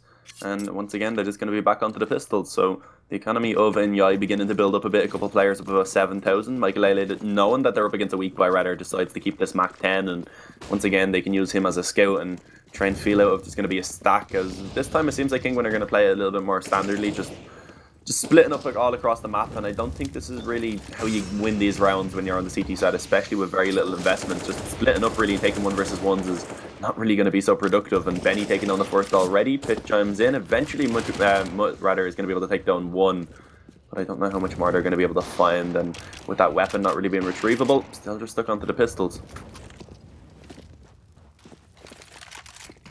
Smoke goes up. That should allow the B push to come in. A second smoke in towards window will also keep them safe as they make their way up. See, Mouse has pushed out through A, so he has gathered the information. However, even with this push, they can only stack a max of 2 players to B. Jazar gets that pick, but Enyoy not committing to the B site. They're just sticking towards mid, and now going in towards A. There's Makalele, nice jump. He doesn't go straight into the window. He lands on the other side. And that allows him to kind of bait Rallen out and find that frag. You saw there, Rallen thought he was having a really good chance to get a kill. He decided to go for the full-on peek, and he gets punished for it as Mouse is the only man left. Jazar gonna go with the USP, but it still works out nonetheless. And Enyoy off to a quick and clean 5-0 start. Yeah, we've been proven wrong. The caster's curse definitely seems to be real, because at least I said that I was going to favour Kinguin in this game, and they're not really having a good start. They're down 5-0 already on the CT side of Mirage. Not really how you want to begin this, but it's not too late to start getting back into it. This time when they have the full buy, they have the utility, they have the Kevlar also to go with that up onto Fox, and at the moment I believe he's just going to be taking that over towards the B apartments. So interestingly enough, not really going to be actually bringing this towards middle at all, instead opting to solo this B bomb site, and he may be able to find something as Benny goes for a peek. Not expecting Fox to be in that position. He will get taken down, and Kinguin finally getting themselves into a decent position to maybe try and capitalize on that and claim a round. Yeah, good start. Again, you often see AWPs go out towards B apps. However, generally it will be the secondary AWPer playing that position rather than the primary one. So, as you were saying, a little surprising to see Fox there, but it works out for him, so can't question it too much. In the meantime, a couple of Kinguin players now going in towards short. I believe they've boosted Mihu up, so he might be able to spot out the players, and with a couple in connector, Enyoy will struggle to take the mid control. Having said that, just as I point that out, the connector players fall back, but Mihu still boosted up. This is a very strong position. You can see you can just get one kill, fall back, and be very, very happy with a two-man advantage. That's exactly what Mihu does. Yeah, but literally zero utility left right now for Kinguin, so it is going to be up to connecting these shots once Enyoy actually begin moving. But look at this position from Radin. Playing around the smoke works out perfectly, takes down Jazar, and no damage is yet to be put in this round by Enyoy. Kinguin finally stepping it up, and still no one able to get any damage other than that Molotov once the round had actually ended. So perfectly clean round by Kinguin. It was a much better performance than the previous rounds, and yeah, not going to be really worried about losing one round by any means, because after winning 5 in a row, they have more than enough bank once again to get the full set of rifles, to get the op out, and get everything that they need now to try and get themselves back into winning ways and break the economy of Kinguin, who do have at least a bit of economy due to living with 5 players, but after reinvesting into utility, it's not really enough to get a full buy together in the following round. So important one for Kinguin to chain a couple of rounds together. Ooh, Jazar just spots out Mihu going for the aggression. Fox now is going to try and post up on this angle with the AWP, and he does get the shot back. So despite Mihu going down, it's a 1-for-1 trade, but as soon as I say that, Pith gets another fight in his favor, and there goes Rallen. Trades all across the map, but it's Enyoy to hold the man advantage. And the two remaining Kinguin players will look to stick together. Seems like they're going to try and commit to this A-site hold. That could be the correct decision. Remember, Pith is also low on health, so if they can take him down quickly, there's still every chance for Kinguin in this round as Fox tries to make a play, and he does spot the man. But in the meantime, Mutt will fall, and so the Portuguese duo will be split up, and Fox is the only one remaining. Yeah, but in a 1-on-2, it's definitely a winnable situation, especially rather if he does make the correct decision about staying towards this A side of the map. But right now, he's just going to be kind of hovering around connector, not really making a decision about either side, but beginning to kind of favour the A bomb site. And this could get a bit dangerous now for Enyoy. Benny not looking perfectly healthy, although I believe he just spotted the side out of Fox, and a nice place flashed will allow him to get this angle just posted up on, and he finds the kill on the Fox. So, and Enyoy, as I mentioned, looking to try and get that economic reset. They are able to successfully buy back into it, and now it's going to be Kinguin after getting their loss bonus reset they're going to be really struggling for money. So this is not going to be a good round for Kinguin. They're going to have very little to work with other than the op, interestingly enough, onto Rallen. So yeah, let's see what they can get done. Rallen goes glass cannon. The rest of the team forces what they can. And then Enyoy all lean towards B to start the round. And we've seen Kinguin in a fair few rounds leave that B site very, very exposed. And they are doing so again. Fox has come out towards mid to assist the players trying to push up towards that top mid position. But the timing might be off for Kinguin because Enyoy are lining up the full-on B push. Fox won't get into position in time here, so the B site will be lost. Fox, though, does eventually find a frag, but he certainly can't do anything to deny the bomb plant. And the question is, can they find the retake? Especially as Benny has control of Kitchen. That's a really good position. Makalele also finds another frag. And Kinguin look to be locked out of the bomb sites. Yeah, Fox went for a bit of a desperation play there as he actually did push up short, and Rallen shooting Mihu with the op is not really going to be helping them in their attempt to try and actually save these weapons, bringing them down to 50 HP. But Enyoy, they have economy. I presume they would maybe send out at least a couple of these players to try and drop maybe the op, drop one of these rifles, get some damage. And oh, Rallen with some Foon B-hops there in towards Palace. That was nice, just as the camera swapped back over to him, for me at least. But yeah, Enyoy just exiting together, sticking in a pair mostly, or sticking in groups mostly, other than his Pronax off alone on jungle, but he's not really overextending either. So all players are going to remain alive, at least for the moment. The 4 on the terrorist side, the 3 on Kinguin, and that allows for the weapons to be saved. And I think because of that, Kinguin decided that they are going to go ahead and fully invest into this one. They're going to be trying to put most of the, or at least get most of the work done with the rifle and with the AWP, and hope that the pistols can back them up. And interesting enough, Rallen even keeping that up when Fox does have Kevlar himself. Jazar again holding. Oh, he spots Rallen, but Rallen actually wins that fight. I was not expecting that whatsoever. Really nice shot from him, finding that head to open things up. And Pronax, of all people, picks up the AWP and gets the trade back. So we go to a 4 versus 4. We'll see if Pronax sticks with that AWP, because Makalele is still alive. Might be worth giving it over to his hands, but you can see again, Enyoy are going to go towards B, and look at Fox, he's pushed all the way out towards mid. Now he will come back towards B, so good to see him being aware of that possibility, and Mut also rotates over. So Kinguin are going to give up any mid presence they had, and Enyoy, with a minute left on the clock, still indecisive in terms of where they want to end up in this round. Yeah, they aren't really rushed into making that decision either. They do still have just about 50 seconds left. There is one player lurking out of the ramp position. I believe that's Pitt, just kind of creeping around the smoke and looking to see if he can find an opening, and using that one way. He is able to spot out Mihu, but no damage is going to be put in. Instead, Pitt receives a nade towards his position.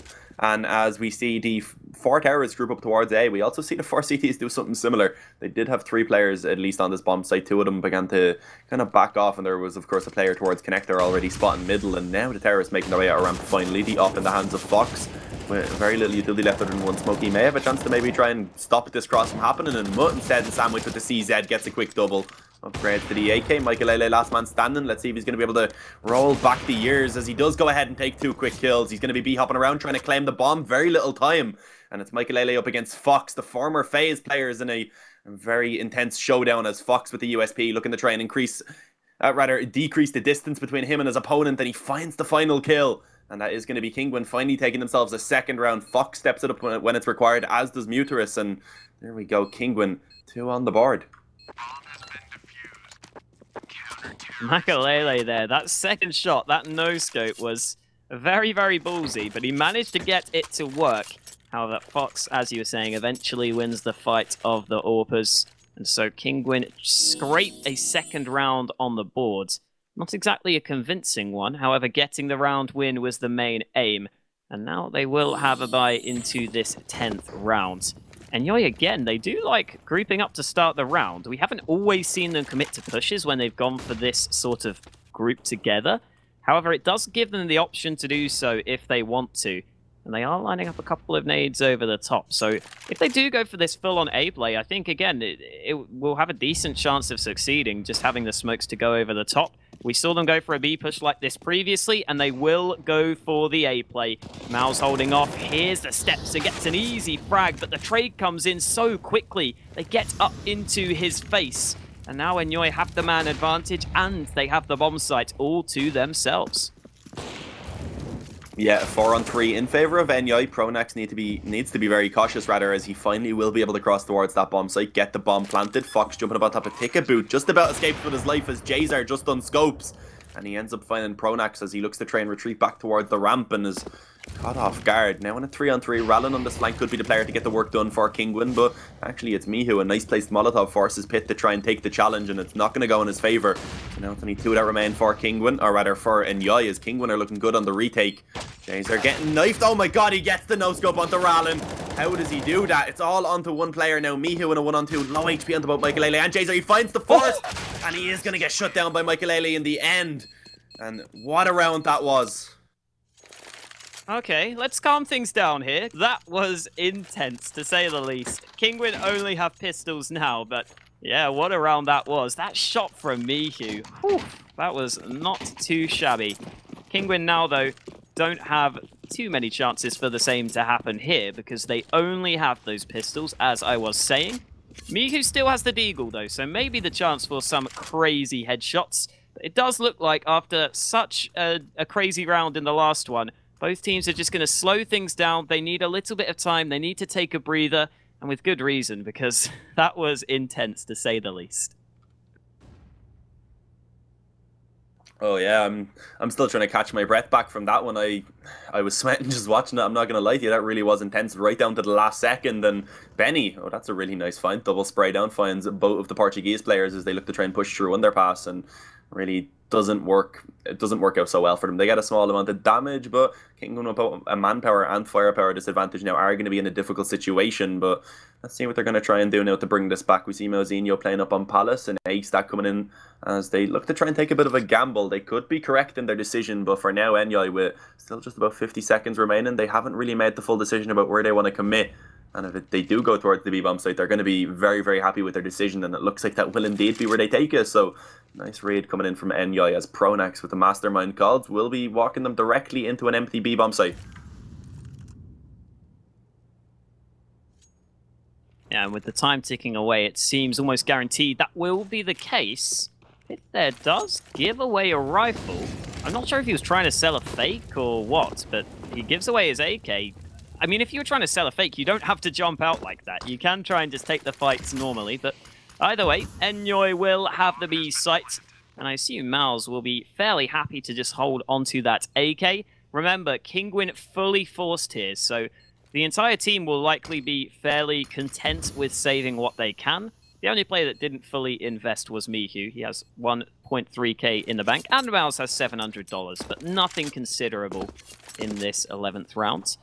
I think, however, now is a good time to give a quick shout out to our sponsors over at Farmskins. If you are tired of useless skins in your inventory, you can go ahead and visit Farmskins. They say the drops are better than from Gaben, and as I've said earlier, I think I believe them. Gaben, you know, he seems to like Dota. Maybe your luck will be better over on Farmskins. There are many everyday activities and bonuses, so shout out to Farmskins, check them out. They are also a yeah, just give them thanks because they have made this qualifier possible. But back into the action, Kinguin do save what they can, and Mouse with that one AK will try to see what he can do because the rest of the team don't have too much to work with. Yeah, Mozinho hasn't been having an amazing map so far, hoping for his own sake now that he may be able to step it up towards that performance, similar to the performance we saw in Train rather, but that's not really the start he would have wanted. He does get tagged down, one kill early on going in favour of Enyoy, and the trades coming back and forth, it does remain with that one-man advantage in favour of the Swedish side, or at least for the moment it will, as Fox is looking to try and bring it back. The pistols are getting the damage done at least, and it's on extremely low HP will be found by Muterus, and now it's getting dangerous. Michael in a 1-on-2, taking damage from the Deagle, is going to be in connector, has utility to work with, and he is going to be slowly chipping away at the HP, but it's still a difficult situation as the bomb, it is going to be under the control of these two CT players, and he's going to have some trouble now trying to actually get past this smoke. He uses his own one to try and allow him to bypass that position, get up on towards the stairs. Mihu with the AK, looking to try and just play under Palace position, wait for the contact of his teammates so they can peek together and ensure that the trade is going to be successful. Well, with 30 HP, Mihu might just take this kill, and indeed he does. Only needing the headshots, and the orb also saved, so good round for Kinguin to gain. Enyoy there, though, they didn't need to go for such a fast play. It felt a little bit unnecessary, but there you go. They decide to take that gamble, and Kinguin get themselves their third round on the board. And so now we will get to see both teams with buys, although Enyoy's is certainly having a few holes in it. And it looks like Enyoy again are going to focus on this A play. This time around there isn't such a heavy stack, although there are a couple of players holding on the A side. As the nades go over the top, we will see the push come in, and Pronax just taps off the head to kick things off. They're going to continue pushing forwards, and Mouse will also be caught. Great entry from Pronax, and that will allow them to gain control of the A site. Not again for Kinguin, as it's looking like they're going to get their economy reset completely once again. Winning the previous round on what was basically an eco, they will at least have money onto 3 of those players, but I think Mihu? Hang on, can these not see each other? There we go, finally Pronax. That was getting really awkward. Pit finds the one onto Muterus, and Fox just looking to try and save the op, but yeah, that was really awkward in the CT spawn there. What was going on? They're just being friendly guys. And then Pronax ruined it. That's clearly what happens. Fox is trying to save the AWP, but Enyoy... I mean, their money isn't great, but it looks like they are still interested in hunting him down. Here comes the first shot, and Fox, now that he misses the second, is in trouble. Makalele finds his back. And as you were saying, Kinguin don't really have great money. We're into round 14 here, so they've decided to force. That means if they don't win this round, into the last round of the half, their money won't be looking good. And the utility on Kinguin is lackluster, to say the least. Just a couple of flashes, a smoke, and a nade. It'll be quite hard for them to hold off any early aggression, and Enyoy might be going for that. Again, they are all grouping up at the start of the round. We've seen this quite often from them. It might work again because Jazar gets that one entry, and that might just win the round alone, unless Mihu can hold off the B play, but he goes down. And Enyoy just keep on pushing as a 5-man unit, and it's working so well for them right now. Yeah, I like this approach from Enyoy, knowing that if Kinguin did buy, it was going to be a very weak buy in terms of the utility if they wanted to actually get the full weapons out. So they went ahead and actually exploited that weakness, went fast towards the B-bomb site. It worked perfectly, and Kinguin, of course, only able to find 1 kill in the process. Pronax falls, but he's happy enough with that. He's willing to go down with the ship in order to take the round for his team. He is a leader that's... He is very selfless. He's not going to put himself in favor of actually just winning the game. So it is a good half so far for Enyoy as they get up towards 11 already. And Kinguin, I don't know if they're going to be able to get too much more done in the following round. Their buy is going to be weak once again. Rallen, if he's able to at least save this M4, will ensure that they have the rifle to work with. But as you see, he finds 1 more kill before falling to Jazar. And Enyoy now still possible that they can get themselves up to a 12-3 half on the T side of Mirage. Yeah, looking very dominant from Enyoy here on Mirage. And again, this was somewhat surprising, considering Kinguin picked this map, considering they looked pretty decent on Mirage yesterday against Wendigo, or rather 2 days ago against Wendigo. A little bit surprising that they're falling so far behind here. Going to have to try and get this final round with the limited buy you see on your screen. And with Jazar looking for a pick with the AWP, he might just find it. Fox caught with poor timing. He was about to jump forwards, and that means he gets picked off. And Jazar nearly gets the chance for the second, but it's his turn to get unlucky with the timing. He lets the player cross through in towards the B site. In the meantime, though, Makalele gets a couple of entries, and that should pretty much settle the half. Even if the nade isn't great, the damage is already done. Yeah, that's another round for Enyoy. So they're having a lot of success these past couple of rounds, especially towards the B-bomb site, and that looks like the half is going to be heavily in favor of Enyoy. Kinguin not really having any luck. The 3 times that they did actually pick up a round, it was just on its own. They were very sporadic. There was no chance of them being able to build up an economy to have any sort of room to start building up their way back into the half. And as you can see, that just hasn't been a good result for them. It is going to be the final kill in favor of Pit. And Enyoy, they lead by 9 as they swap over towards the CT side, which most people would slightly consider this map, they would consider it usually slightly biased in favor of that CT side, maybe a 9-6 or so. Well, we are going to head underway for the second half, and as you were saying, Enyoy has certainly got a lot done on their T side. They will be delighted with the position they are in. Kinguin really going to have to win that second half pistol heading into their T side. We've seen them go for 5 sets of Kevlar in the past. You don't often see that on a map like Mirage, where those nades can do a lot, especially if you want to go for an A play. And there we go. Rallen will go for 1 set of nades. In the meantime, Enyoy with a fairly standard buy, although Jazar has gone for a couple of flashbangs rather than the smoke. It seems like he might have something in mind for them, because there are 3 players stacked towards mid. He's going to solo hold A, whereas Benny is back towards B. Doesn't look like Kinguin are going to go for too much aggression yet, but as I say that, Pith is the man to peek out, and he gets caught off guard to start things off, and now Kinguin might look to split the A site as they get into connector, but the bomb is dropped. That makes things awkward as Mouse also tries to take a fight. Sure, the players are on the A side of the map, but the bomb is still in underpass. Kinguin need to get that back.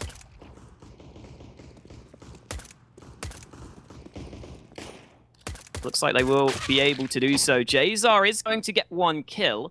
He's looking for a second as he finds it. We go back to a 2v2. The bomb is going to go towards B. And Mal's also taken down. Jazar just bodies opponent after opponent. as he finds the heads. And now Rallen is the only man left 1v2.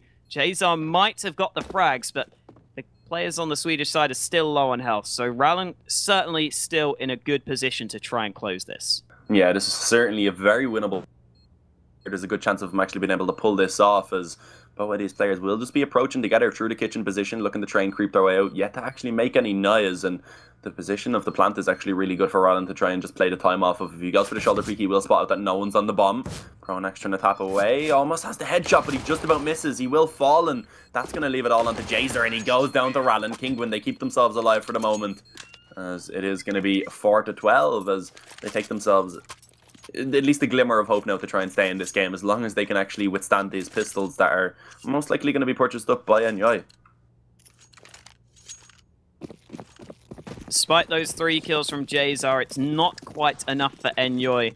Again, good position for Rallen for the post-spawn, even in towards B apartments. Even though he couldn't quite see the bomb, you saw he managed to go aggressive.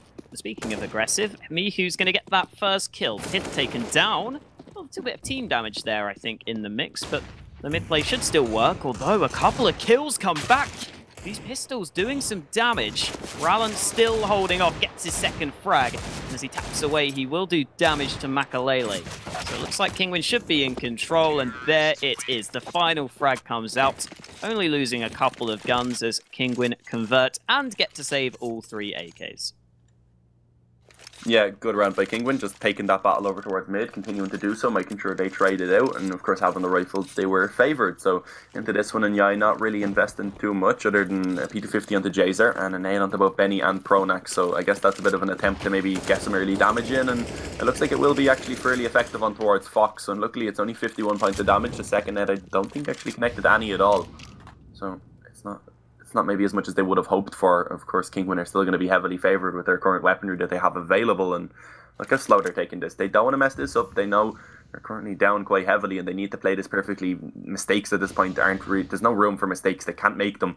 They need to make sure that they win every single round, or at least the majority of them, and then work off breaking the economy also in the future. But here we go, Fox looking to maybe try and lead the way out towards A, as they don't make noise. They are just going to try and contact out towards this position, and it's definitely going to be the right decision. Once again, the stack over towards B is going to be not the correct decision by Enyoy, as we can see anyway. It is going to be full control of the A bomb site for Kinguin.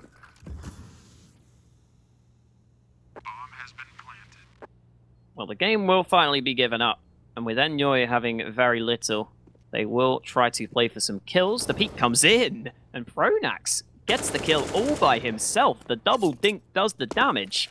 Thought it might have been a couple of players trying to do it, but no, it's just Pronax all alone.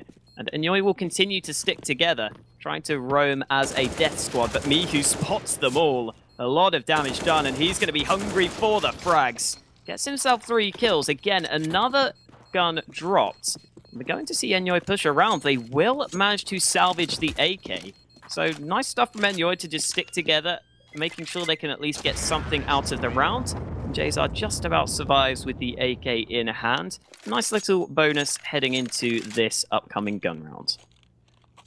Yeah, and there's actually a fairly solid economy available for Enyoy. They have the money for the op onto Jazar. They did also have money to get a secondary one onto Makalele if they had a wish to do so, but I guess they're not really desperate yet. They are happy enough with just leaving Jazar and that. I'm sure they've been, Makalele at least has been probably practicing that rifle quite a lot more than the op, as he is no longer the main opper. So yeah, looking to just see what they can get done now. The buy for both sides is going to be fairly even, a bit more utility available for Kinguin, but it's looking perhaps as close as it could possibly be at the moment, as Kinguin seems to be favouring heavily over towards the B bomb site, grouping up in the B apartments. One player at the moment is going to be jump peeking this position, that's Benny, and he's going to have a very difficult task at hand. He does have a Molotov and a smoke though to try and slow this one down once he gets contact, and here we go. It will now finally be Kinguin looking to try and overwhelm this B bomb site defense, and let's see if they're going to be successful. The Molotov's doing so much damage. Mihu going to be able to take one, but he burns alive in the process. An advantage now for Enyoy, as Benny does a great job to find 2 before he eventually falls. Pronax gets a kill back from bench, but Mao's patiently waiting, only the 1 frag, and he needed a lot more from that position. And with the bomb being dropped, Fox is going to have to hope that someone makes a mistake. With the AWP especially, it's difficult to get this clutch going. He is going to try to reposition. However, he might still not go for this one, to be honest. He's going across to the other side of the map. maybe there's a chance if Pith peeks out towards Kitchen, which he currently is doing, but Fox is back in towards Palace, so I don't think he is too interested. There should be Enyoy extending their lead up to quite a considerable one. If we do take a quick look at the money, the rest of Kinguin should be able to get a decent enough buy together as long as Fox saves this AWP. So it's not terrible. It's just the main issue is the fact they're so far behind in terms of rounds. That's something they need to overcome, and they need to get some rounds together. It's as simple as that. Yeah, as I said, very little room for mistake. They don't have room to lose a couple of rounds and be like, ah, sorry, we'll just go for one eco, we'll come back. They don't really have the pleasure of that due to being already down by so many rounds. So it's not going to be too easy now coming into this one. There will, of course, as you mentioned, still be a buy coming out. So this round going to be very, very important for Kinguin, especially as Enyoy. If they win this one, likely going to force an eco, get themselves up to map point unless Kinguin want to force and try and fight for it. So it's looking really good for the Swedish side. Now, I'd say this third map looking not inevitable, but it's looking very, very plausible, at least as at the moment. It looks like Kinguin may be grouping up for an immediate execute towards that A-bomb site, and let's see how successful this one's going to be.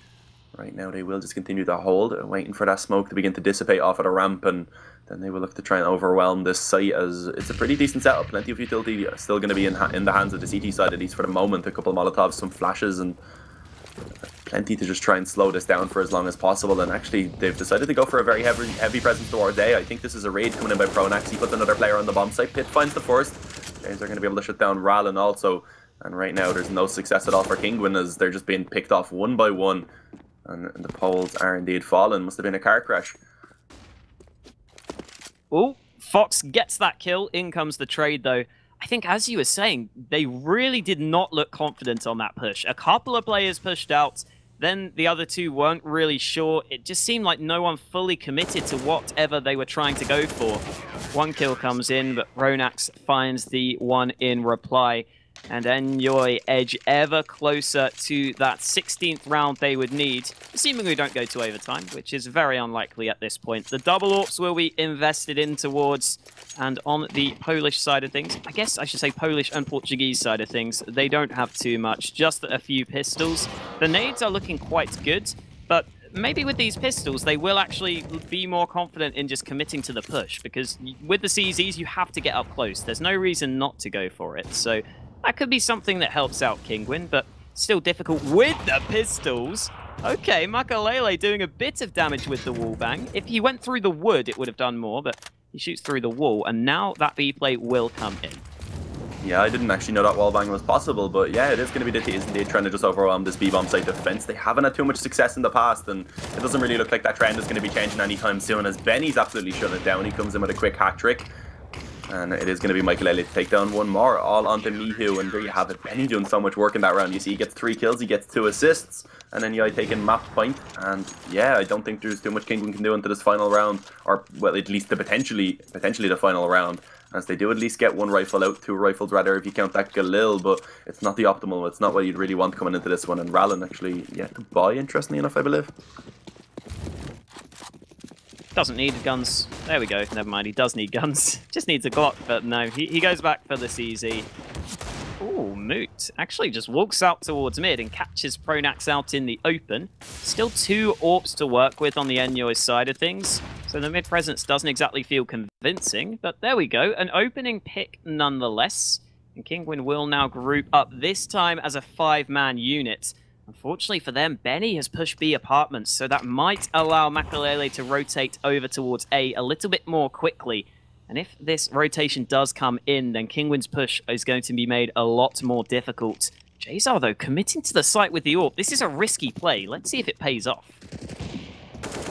Yeah, and he's actually on the bomb site itself. This is a very difficult position to actually try and hold from. He can be overwhelmed so easily, and you see the factor that he doesn't connect any of those shots will allow him to easily be swarmed. And Makalele is beginning to put some work in. He comes in with 2 quick kills. Going to be able to shut down Rallen and Fox, but still working with a 1-man disadvantage.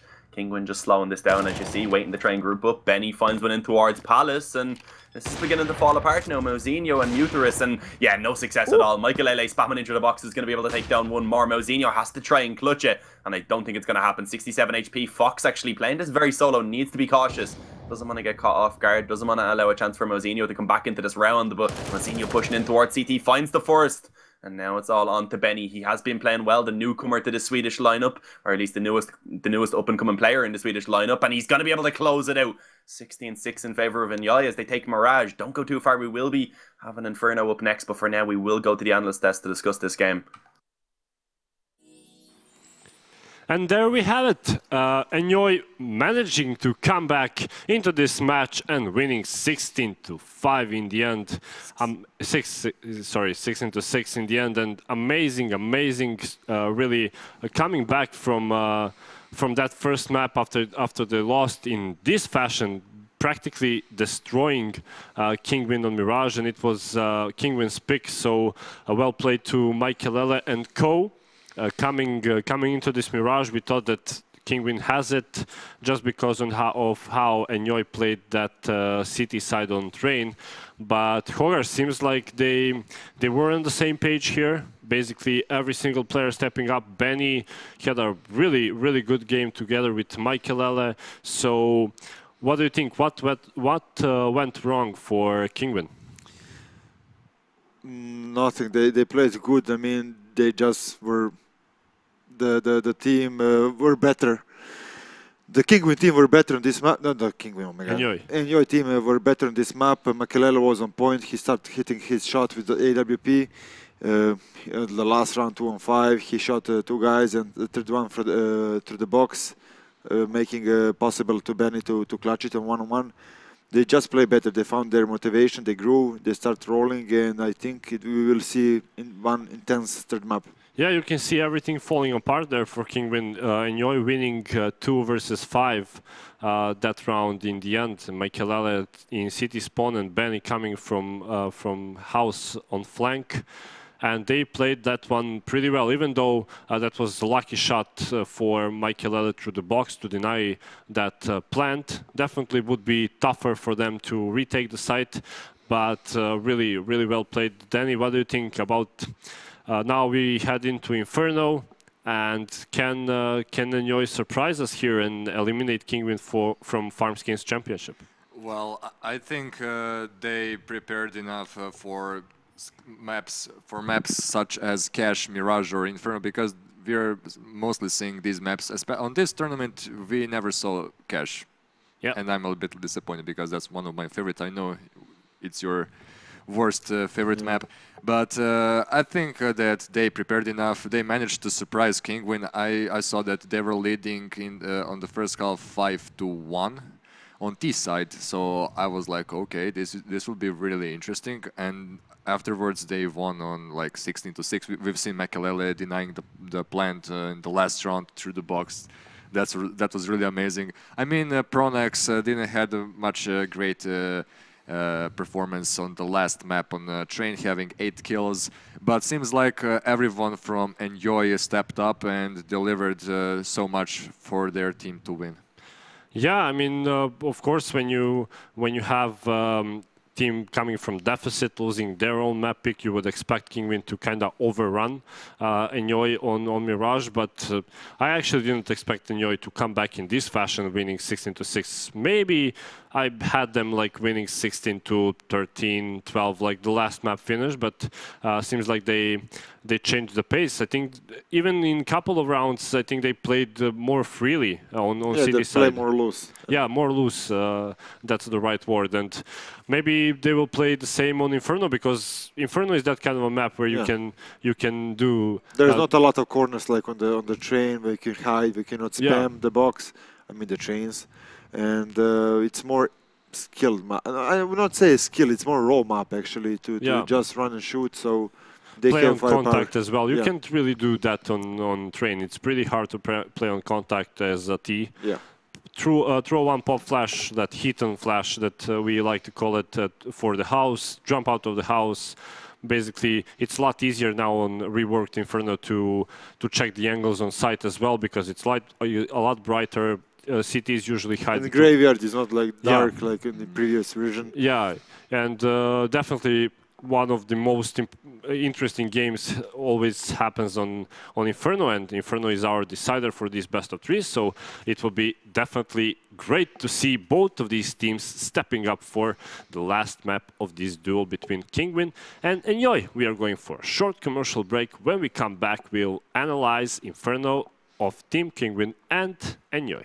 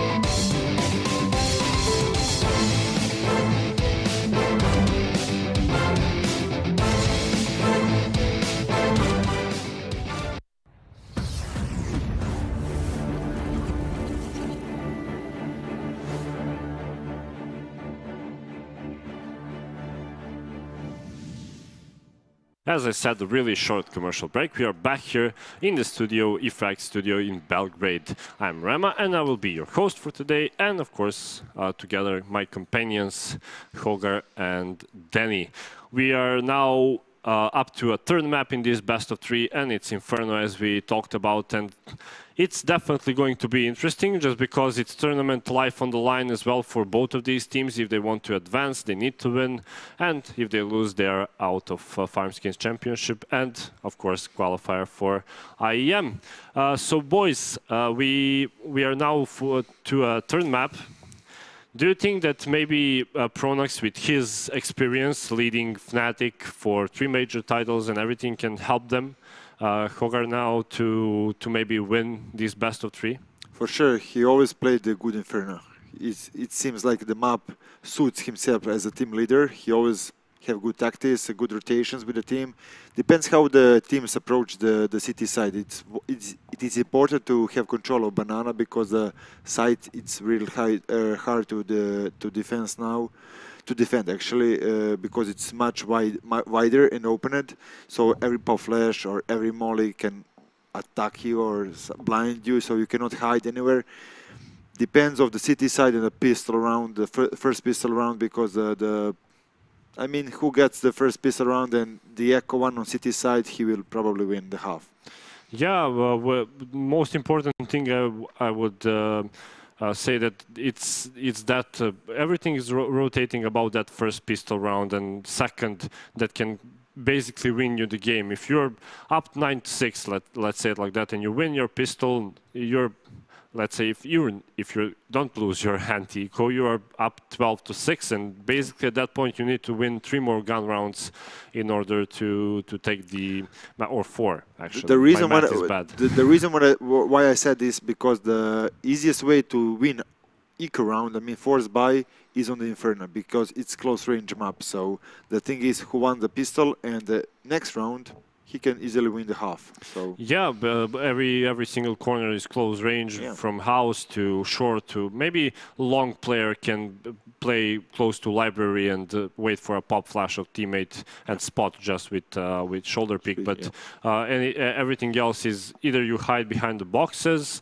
or if you are close short and you get blinded, you're immediately dead. You don't have any cover. Your player is definitely maybe at that point in pit or on balcony of a house. So would be interesting to see how both of these teams approach that T side and CT side as well. If we are going to see 3 players towards Banana defending it, throwing mollies, nades, flashes, trying to take control, and then 2 of them can rotate back and leave 1 player to spot. Or is it going to be standard 2B, 3A? Danny, what do you think? Can a knife round be decisive here in this decider?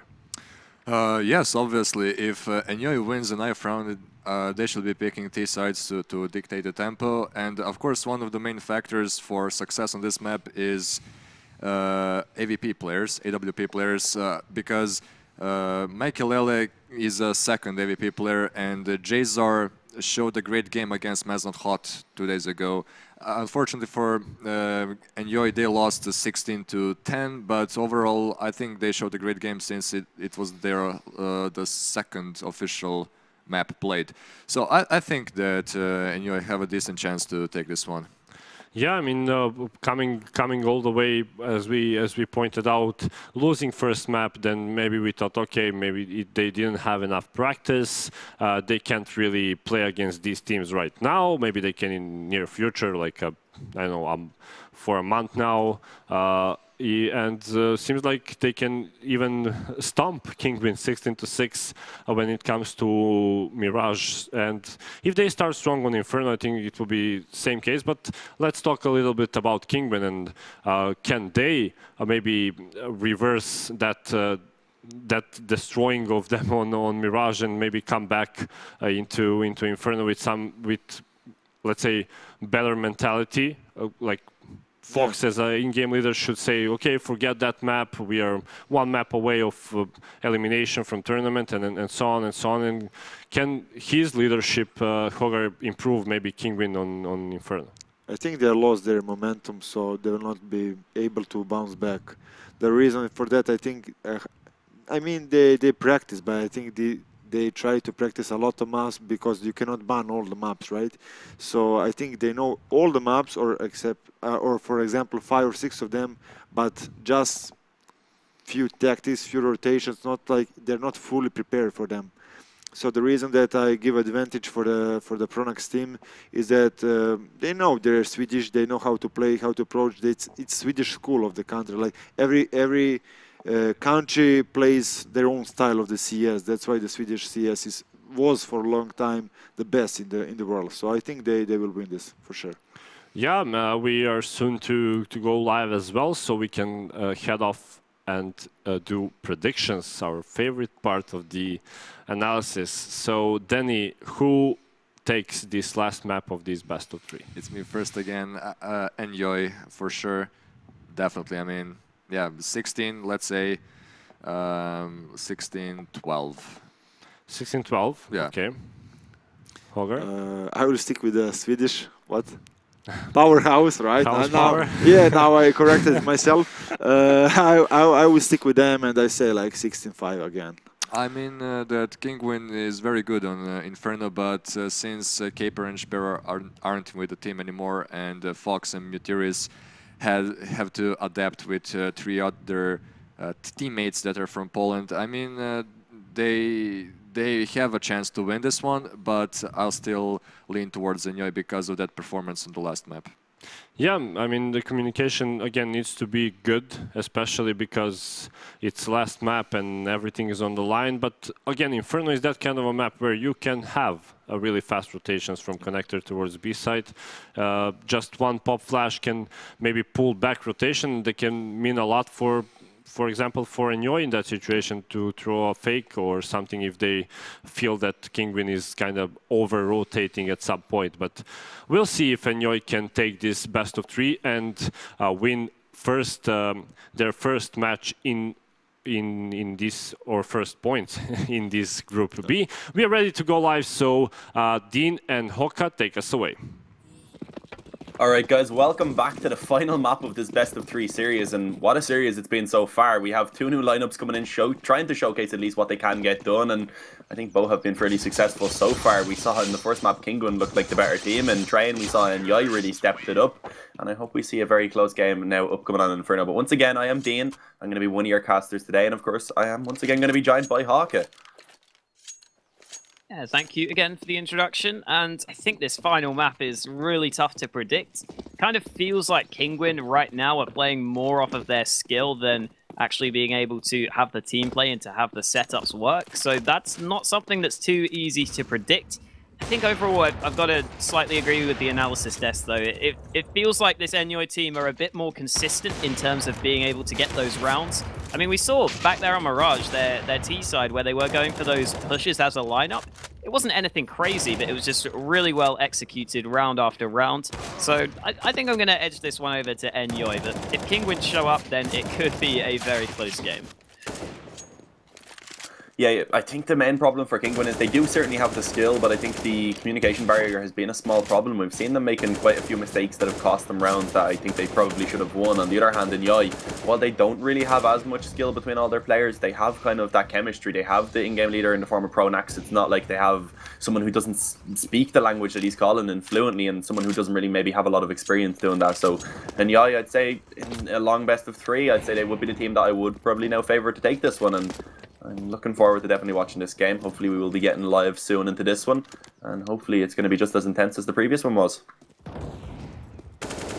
Yeah, I think it's also worth pointing out again, I do feel like Benny has been really solid for Enyoy so far. Probably been one of the better players on the team.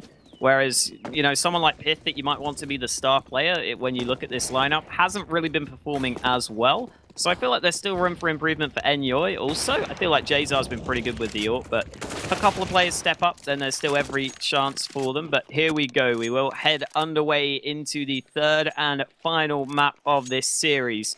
Remember, the loser is straight up eliminated with 2 losses in their series. So we will get to see who can stay alive and who will go out. It's Kinguin going up against Enyoy, and we're going to kick things off here on Inferno. Yeah, only going to be one player going for utility on that T side. It is going to be Pronax, of course. He is the player you would expect to go ahead and sacrifice the Kevlar, and as expected, it is going to be that. But the interesting one is, once again, Kinguin not opting to buy a defuse kit. This time, they just want to go ahead and hit their shots once again. Let's see if it's going to actually work out in their favour. There was a bit of a stack early on towards B, but as you can see already, one player beginning to rotate back towards A to try and support their teammates, and it looks like Enyoy at the moment are going to be favouring this side of the map for sure. They've grouped up in the B apartments. They have that utility as mentioned before. They have the flash to try and maybe pile out short. It could even be a B split judging by the current positions of the terrorists. So let's see where they do decide to go with this one. Through the arch indeed with a couple of players. Benny, and I believe that is one more, and Pronax on mid loses the bomb. That's the biggest thing that could have happened right now. That is not a good round, good start to this round at all by the Swedish side, as they do have the map control, but they don't even have the bomb. 3 CTs are going to be holding that down. Nice shot by Mazinho, will be traded back by Jazer. It is going to be the terrorists now looking to try and reclaim this bomb, and it's not going to be easy, but as I say that, Jazer finds one. Fox able to trade it back. Muterus also finding one. And it's the Portuguese duo now to be stepping it up to try and claim this round for Kinguin. And Jazer is all alone in a 1-on-2. We've seen him do it with the pistols before. He's looking to do it again. He finds both of them. And Jazer steps it up when it's required. And Enyoy taking that first pistol. Ooh, Jazer making it look easy. Gets both of those kills. That's going to be the pistol round going the way of Enyoy. Going to be, of course, getting a couple of rifles together, and Kinguin only going to have the pistols, but yeah, really nice clutch from Jazar, getting 4 kills at the end, as you said. Benny also chiming in with the one previously. Kinguin, though, still can compete in this round. Inferno is always a map where you can be in a position where those pistols can find some close-range fights. It's quite difficult to actually make it onto a site without risking being caught by one of those close angles, unless you do have quite a lot of utility.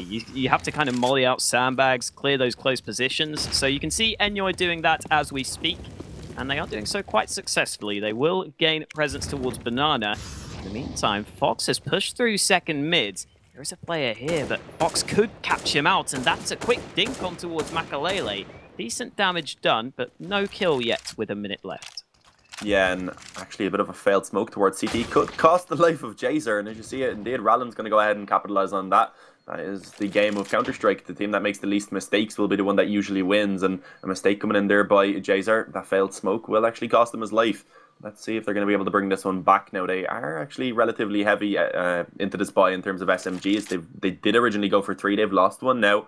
Pronax, interestingly enough, is the only player that's working with the AK-47, not the player you really expect to have this heavy weaponry, but now moving in towards the B-bomb site. Let's see what they're going to be able to get done. Damage once again being put in favour of the CT side, and it seems like it's a bit of a struggle now for Enyoy to actually try and take control of his bomb site. It's all onto Benny in a 1-on-3. Glock out.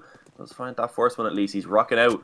As now he swaps back to the UMP, looks to try and get this reloaded, and it's still certainly a winnable situation, but the only problem is the time is so low, so I don't think he really has a chance anymore, and will indeed be taken down by Fox. Kinguin goes straight back at them with a round of their own.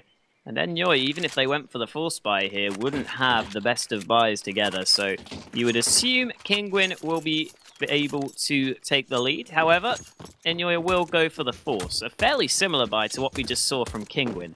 But on the T side, it's generally more difficult to get these openings. So saying that, Jazar spots a couple of opponents. He gets the chance for the headshot, but not going to connect.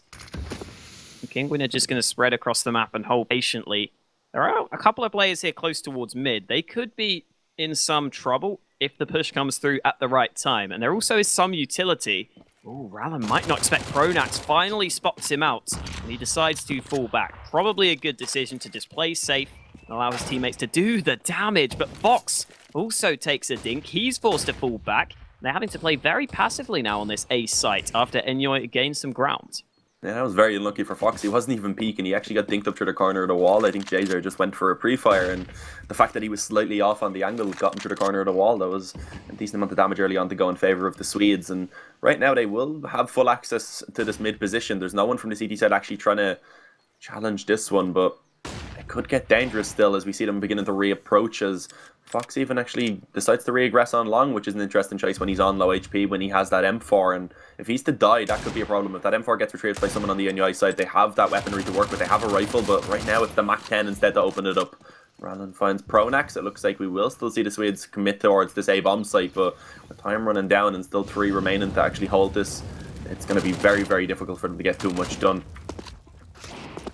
Ooh, Benny finds that entry and Makalele gets up close. All of a sudden, Enyoy gain control of that A site.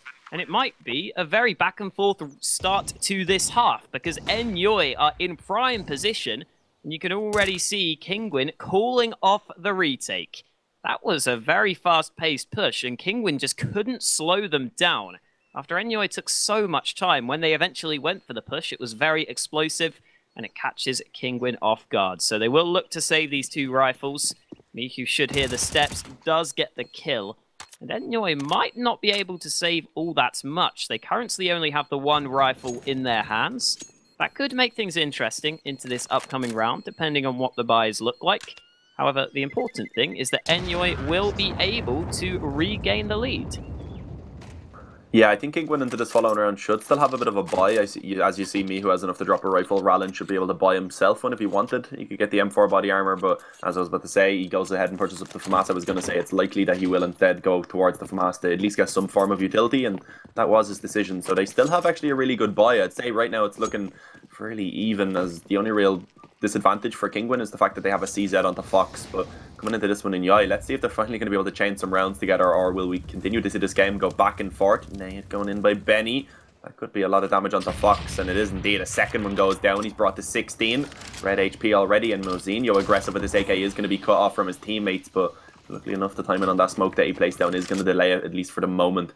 Gives him some time to work with. The boost coming in by Jazar. That could be dangerous, and it actually backfires as he gets taken down by Mozinho, rather. Well, Mouse with that AK, as you were saying, does get the opening hit, catching Enyoy off guard. It was a decent idea from Enyoy, but that was really the perfect counterplay from Mouse. And now Enyoy not too interested in B. After losing that opening kill, they're going to focus back on towards the A site. And again, Kinguin holding from the site itself. That could be quite a tough ask, because Benny is already in position, and the rest of the team also follows suit. It looks like Kinguin might struggle to hold A passively, as we have seen so far. You will see a lot of teams try and hold back from the site, but it is quite difficult to do so. If Enyoy just go for that full-on rush, it can be quite tough to stop that, and we see the exact same thing happen again. So Kinguin might have to have some second thoughts as to their A setup, because if that continues to be an issue, then Enyoy could just continue to try and exploit that. Yeah, definitely. Kinguin just looking to try and save once again, but after investing into this one, they are going to have to go for a full eco, and Enyoy already in a position where they'll be up 3-1.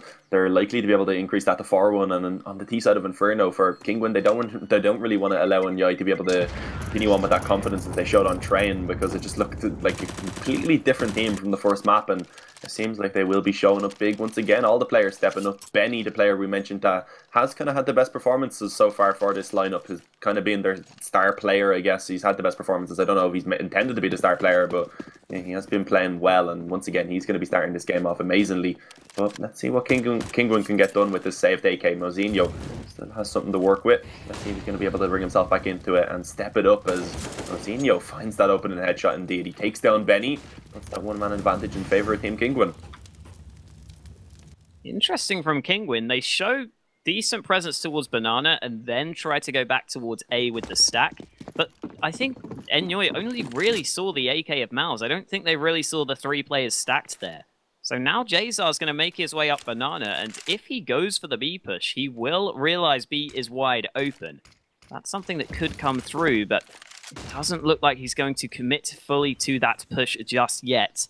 He is creeping his way forwards. It's all up to Jazar here. If he spots them out, then he will realize there's nothing towards B except for Fox rotating over. But you can see Enyoy still go for the A push. An awful flashbang causes Pith to go down. He gets blinded. Mouse finishes him off.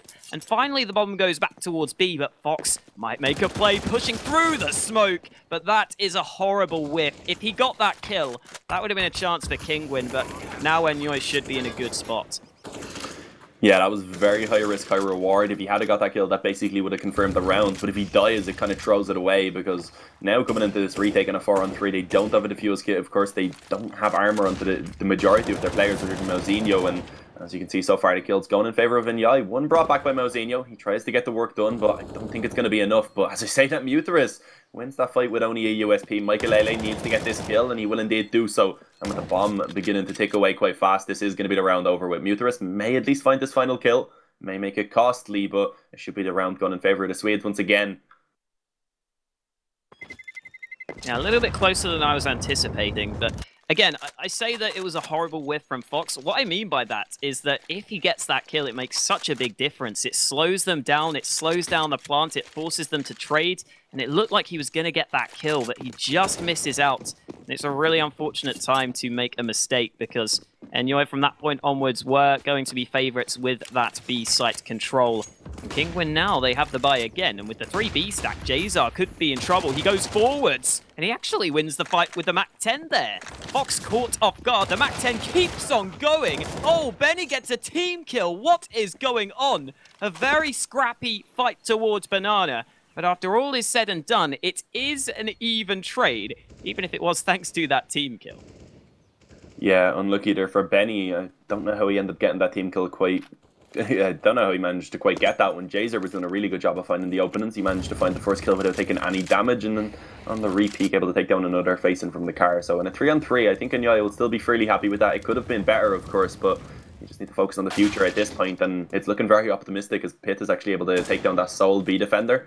But it seems like Enyoy right now are kind of hesitating to commit to this, and that's allowing for the rotate to come in, that's allowing for the flank to come also in from behind by Rallen, and this could get really difficult now if Enyoy aren't cautious of this. And here we go, Pronax is going to be caught off guard once again. This seems to be something that happens to Enyoy all too often. They lose the bomb as they're trying to push towards one of the bomb sites, and at least this time they will be successful in their attempt to try and reclaim it. And now it's going to be all on to Muterus to try and clutch this one out. 1-on-2 coming in from the archer position. He's made the correct decision. He will hear the footsteps. He may be able to catch these players off guard, as he does indeed peek out, finds the first. Hit with the bomb just about able to bypass before he loses his teammate, as now the bomb gets tapped. The flash going to be thrown out, looking to try and peek and take the fight. He is going to be blinded for just a moment, but he ends up winning the fight in the end. Is going to allow Kinguin to finally get another round onto the board with a 1 versus 2. That was absolutely spectacular.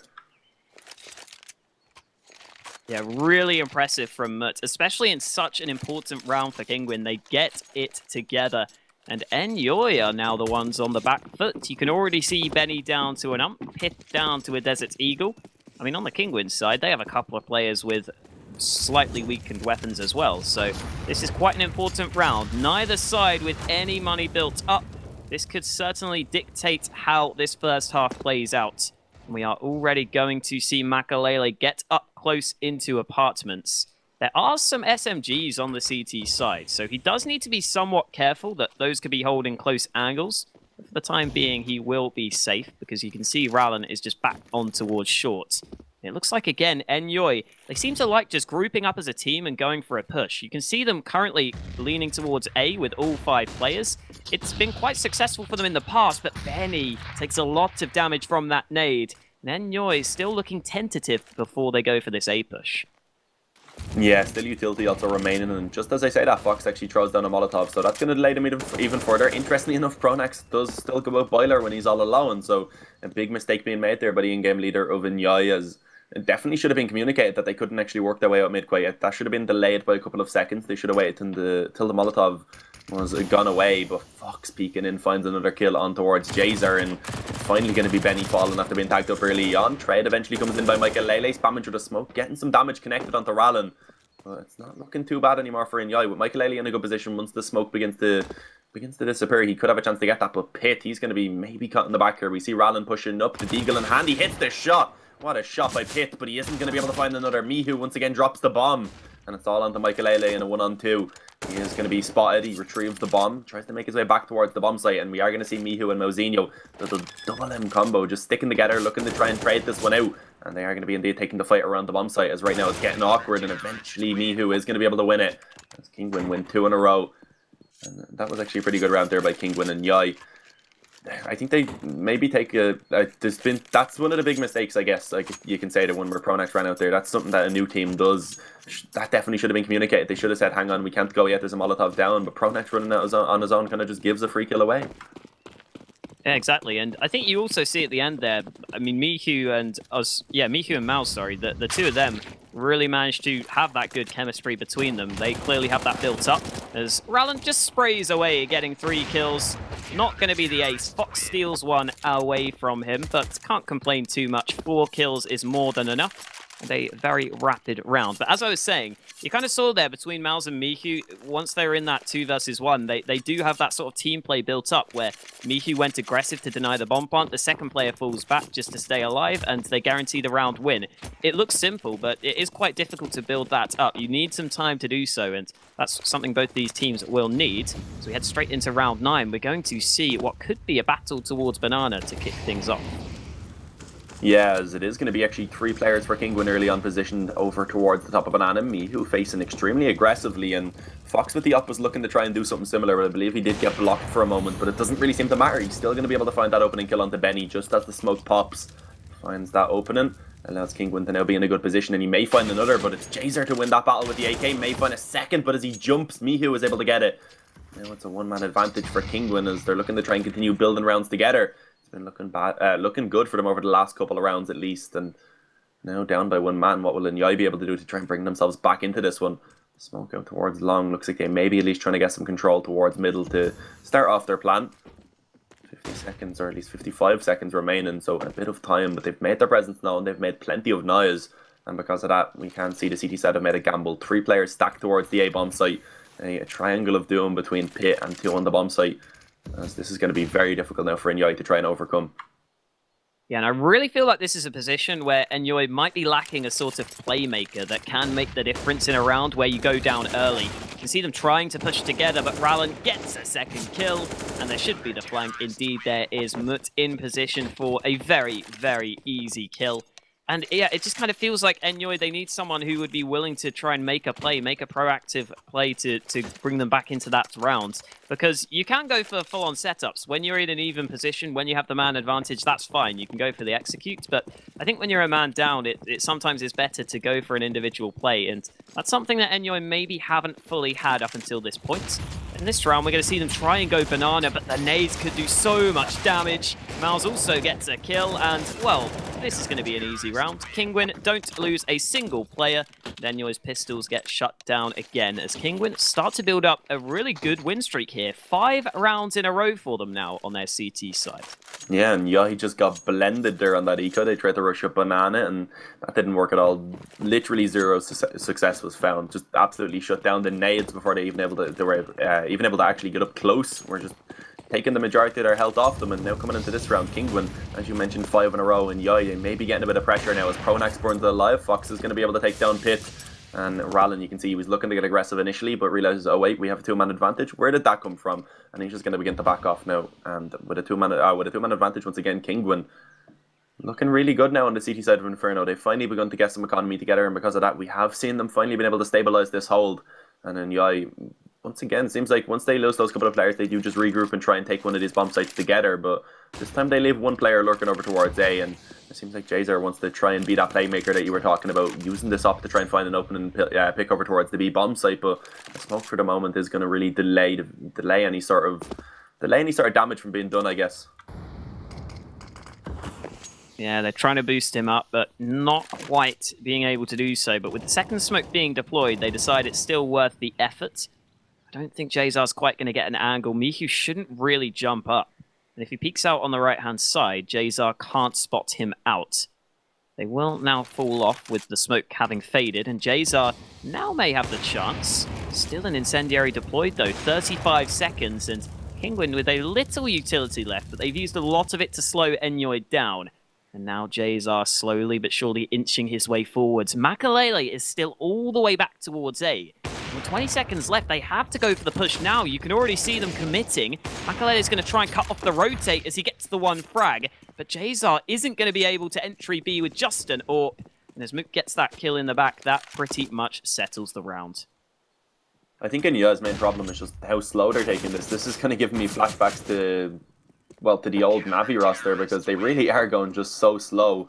And I think their main problem is, as you said, they like grouping up early on, and the problem with that is when you're grouping up to look towards the picks specifically on one side of the map, they put 5, for example, looking for picks on mid, and then they may try and go back B, or they may commit to A. But it seems like Kinguin are aware of that. Kinguin know that they can get those flanks in fast. They know that, well, if there's so many people here, if there's a lot of presence here, there's likely they don't even have a lurker over on this side of the map. So running down the time, they get the flanks, they drop the bomb, and it just doesn't work out for the Swedish side. As coming into this round, it looks like Kinguin are going to get super aggressive, pushing straight down middle. Benny will be able to deny any sort of damage from Mihu, and it looks like Enyoy are going to finally be able to get themselves another round, as it's only Fox and Muterus that remain, the 2 Portuguese players. They are going to be looking to try and get this done, of course. They find one. Damage has been done onto Benny, and Muterus solo in this A position may have a couple of players coming in his direction, and he needs to pick up multiple to be able to get this round for his team, and he doesn't get a single one. It's Pit instead to find that headshot. Fox shouldn't even really go for this one. He's already lost the A site. Well, he hasn't lost the A site, but his team certainly has. He has got the 1 kill, but that is all he's going to find. He walks straight into the crosshair of Pith. And when Enyoy do win rounds with this sort of strategy, it seems like it looks fairly easy for them, but that's not been happening all that often so far. Kinguin still also have the buy in their hands, alongside Fox with the AWP are 4 M4s for the team. And they're not going for the 3B setup we see sometimes. They are going to go with 3 towards A to start the round. The AWP of Fox also positioned in towards mid. The smoke is up though, so he's going to go now in towards apps. Also going to see Mut go aggressive, but oh! Okay then, Rallen just opens up through the smoke. A little bit of luck, but that's sometimes what you need. As I say that though, Pith, just as the smoke fades, pushes through. Again, really nice aggressive play to bring it back to a 4-on-4. And Enyoy will group up for the A long push, but Rallen does get a second kill before he falls. Still just an even trade though. Yeah, perhaps a bit of over-aggression there by Rallen. I'm not sure if he really needed to commit to wide swinging on that angle. It was a 4-on-4. The best thing probably would have been to just hold it, get 1 kill, and then try and fall back off. But 3-on-3 is actually now going to favour Enyoy, and they've decided to make their way back over towards B. The only problem is they have no control. Luckily enough, no aggression this time came in from Kinguin, so they will be allowed to at least reach the top of Banana for free, and then it's just going to be up to Mihu to try and hold down this B bomb site. And Mihu, one of the players who hasn't been really playing as well as we know he can, so let's see if he's finally going to be able to step it up. And with the support of Mouzinho, it's going to be getting really difficult now for Enyoy to try and actually penetrate through this B-bomb site defense. And there we go. It has been shown that they will be making their way. Oh, rather, never mind. They've decided to go for a fake. I guess they may have read that there's 2 players there. Aggression by Muterus is going to get shut down. Makalele able to find that kill, open up this A bomb site, and with the bomb going down, it's only going to be Mihu and Mouzinho. Kind of just wondering what's just happened. In a matter of seconds, they lose the A site, but Mihu, jumping around the corner, gets the first. It's back to a 2 versus 2. Pith is currently moving position onto the site, but Pronax gets a kill, and Pith also chimes in with a third. He was really making the aggressive plays that round, gaining his team a lot of space, and that works really well for Enyoy. And Kinguin are still going to go for the buy. Fox is still going to get the AWP, but without the Kevlar, that will make things more difficult. And the rest of the team will also have slightly lacking buys. There's no defuse kits. The nades are looking okay, but at the cost of the weaponry. We are going to see Fox, though, go for a very aggressive play and a very quick shot at that. Pronax gets picked off. And there goes Fox getting that opening kill. Even without the Kevlar, he has the confidence to go for the aggression. Oh, Michaelele bringing it back. He takes down Muthorus, who's just... That's the problem on the new Inferno. You can't really aggress into apartments because the walls are quite literally just made of paper. You are going to do a lot of damage if you... rather, you're going to receive a lot of damage if you get spammed in through the walls, which has become a very common thing to do. And Fox has a position to try and do the same with the op. He won't be able to connect there, or... I'm not sure if he did and maybe done a bit of damage, but either way, Michaelele and Jazar have been tagged up in some shape or form as they're not looking so healthy. So Kinguin in this 4-on-4, I'd say they are slightly favoured, but with a bit of a gamble stack towards A, they need to try and get a player back now to support Mozinho as we see the T is beginning to regroup back towards this banana position once again. Pith holding for this mid-aggression, maybe able to catch one player off guard, but it's rather to go towards apartments instead. And we may have another player attempting to go for this quick flank as now a smoke goes down. Trying the latest push from Enyoy. Let's see what they're going to be able to get done. Will they actually be able to make their way in towards the bomb site? Nice nade goes in. Doesn't really do any damage. Of course, it was looking like it may have went towards the bomb site instead, but now it's a solid setup by the CT side. They have 3 players in position to hold this down, and they're having a lot of success, as you can see. It's all onto Michaelele, 1 on 2. He is low HP, and if he finds Fox, it could get dangerous, but the no-scope comes in, and it is going to be Kinguin finally picking up another round and confirming that they will at least win out this half. 8-7 and possibly 9-6 if they're able to chain 2 together. And with the economy of Enyoy not really being amazing, certainly a possibility. Yeah, Fox really starting to find his form. Again, even without the Kevlar there, he gets that final no-scope and he looked very confident in doing so. And into round 15, Enyoy won't have too much to work with as Fox keeps on peaking. This time he misses the shot, but I'm fine with that confidence play. Try and get that opening pick. It's clearly been working for him. Not quite this time, though, as he misses another shot at his force back. Rallen, though, is there to assist him, although, again, he also can't convert the kill. So a couple of misses early into the round for Kinguin, but they can always just go passive, and that is exactly what they have decided to do. Looks like, again, Enyoy all grouped up. One flashbang is primed, but they're not lining up a full execute. They're just going for the push out towards top mid. And that means that Fox has an easy shot, but he misses it. The push comes in, and Fox, not having the best of rounds, gets caught out.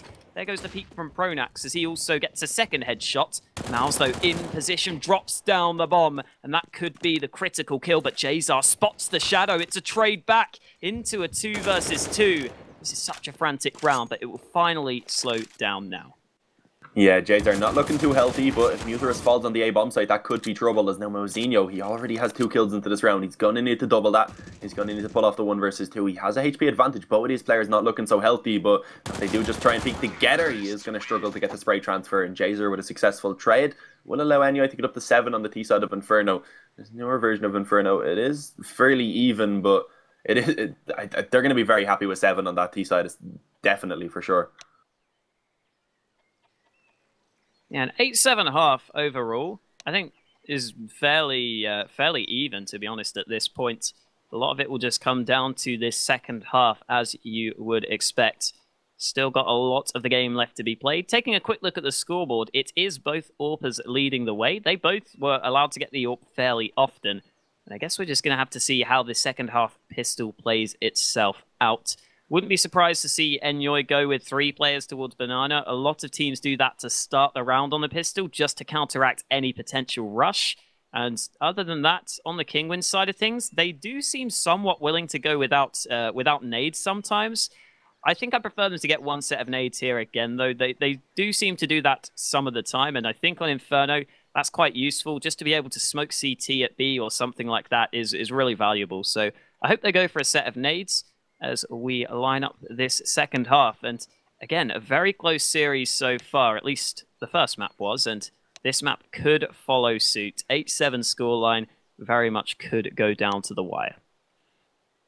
Yeah, and hopefully we'll be getting into this quite soon. Seems like there's a bit of a problem with the ready up command. Apparently eBot isn't working correctly, so I presume that'll be fixed in just a couple of moments, and then we will be getting back into this one.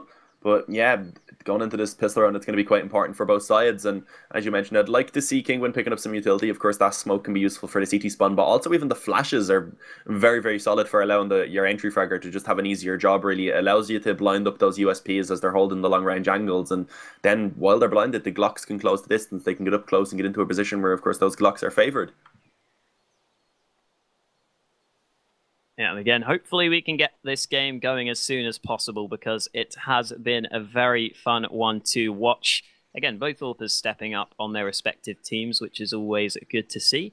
Could continue to see that into the second half. Although with both authors having generally good performance on the AWP, I mean, Jazar, I think, mixed it up a bit, but it did seem like Fox was having a lot more success when he did have that AWP, even if he had a fairly poor round 15. For the most part, he was playing well. So it will be quite important for Kinguin to get money built up if they want to get him that AWP again. And that could be something that's important for both sides. But obviously, only one team can lead the economy game. So that is certainly something to watch for. That could allow a team to snowball out of control if those AWPers can make the difference. So that's something we'll have to wait and see. But it looks like we are still just waiting patiently to get back underway. Both teams get a little bit of a break to think things through. And we'll get to see if that affects the pistol round. I don't think it should too much, but there's always the chance to discuss things here if they need to. Yeah, for sure. They will be obviously discussing things. Just getting ready to go into this one because, reminder for anyone who's just showed up now, this is the final map of the series. So whoever takes this one will be advancing on, and whoever loses it, I believe, gets eliminated. I'm correct, yeah? Yeah.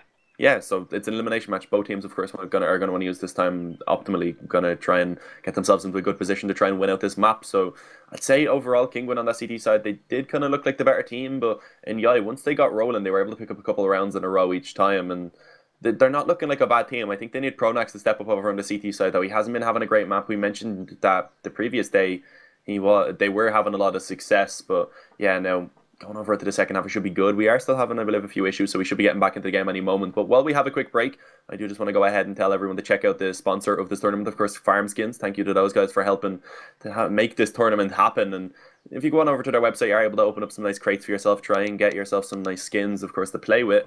And they do claim at least that the drops are better than those that you get from Gaben. So if you want to go ahead and try and test out that theory, see if you can get anything nice. But I think it may be getting fixed right now as we see eBot does seem to be active once again. So let's see what happens now.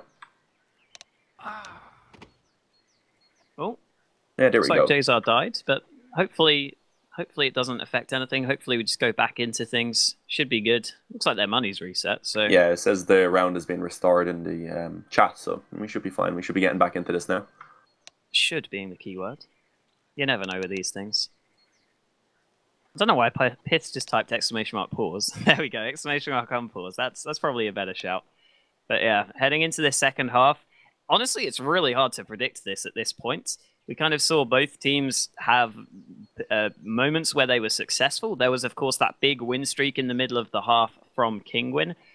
Enyoy, they did find a few rounds. It didn't really feel like they were in control of that half too much of the time, but maybe on their CT side, they'll find a better performance. It's really difficult to actually analyze this, especially with two teams that are quite new. Otherwise, you know, we could maybe talk about things like their normal setups, but that's something we don't necessarily know all that much. I think we have seen Enyoy. Yeah, they played Inferno against Man's Not Hot, and they lost their 16-10. From what I remember, I think it was Jazar trying to pick up the AWP, but their economy was an issue for a lot of that half. So I don't think they really managed to get that going all that well. But I think Enyoy, they are trying to make Inferno one of their maps, it seems. So we'll get to see how that goes for them. Maybe they are a bit more prepared on this map than some of the other ones, because I think they did pick it against Man's Not Hot, so clearly willing to play Inferno. Oh yeah, definitely. I definitely would say so. Inferno has really always been a map that Pronax teams have liked to play. It's a map he must enjoy calling on, and you can see in the past where they did have that success. It's not about they didn't do a bad job by any means getting 7 rounds over on that T side, but we need to see them step it up now on the CT side. As you mentioned, they didn't really have the control most of the time. The times that they did actually manage to pull some rounds together was kind of just it was kind of just due to getting around when it was really important, but they never really done it too cleanly. They didn't really build up any economy for themselves. Once the guns were back out, then for Kinguin, we saw once it was an actual gun round, they seem to be the team that most of the time were favoured at least. But yeah, hopefully we should be getting back into this one really soon. And yeah, it's been a very good game so far. Gotta love the chat spamming ! Giveaway. Doesn't do anything, of course, but you know, they're trying. They're trying their best. There's nothing else going on, I guess, to be fair. Again, guys, if you have just joined us, deciding best of 3 here. The loser of this map, the loser of this second half, will be knocked out, and their Katowice dreams will be dead. And neither of these, well, I guess especially Kinguin, they're definitely going to want to go, but it would also be nice for Enyoy. There's still a very long way to go before either of these sides get to Katowice, though. Because, you know, this is the losers match. So they've got to get all the way through the groups, then through playoffs. It's not going to be easy for them, but there's always the dream. And that dream is something they'll be looking to keep alive here. And hopefully we should be getting underway shortly, because I believe we are going to fix the issue soon, as far as I'm aware. So should be good. Make sure to stick around. We will likely be live any minute now.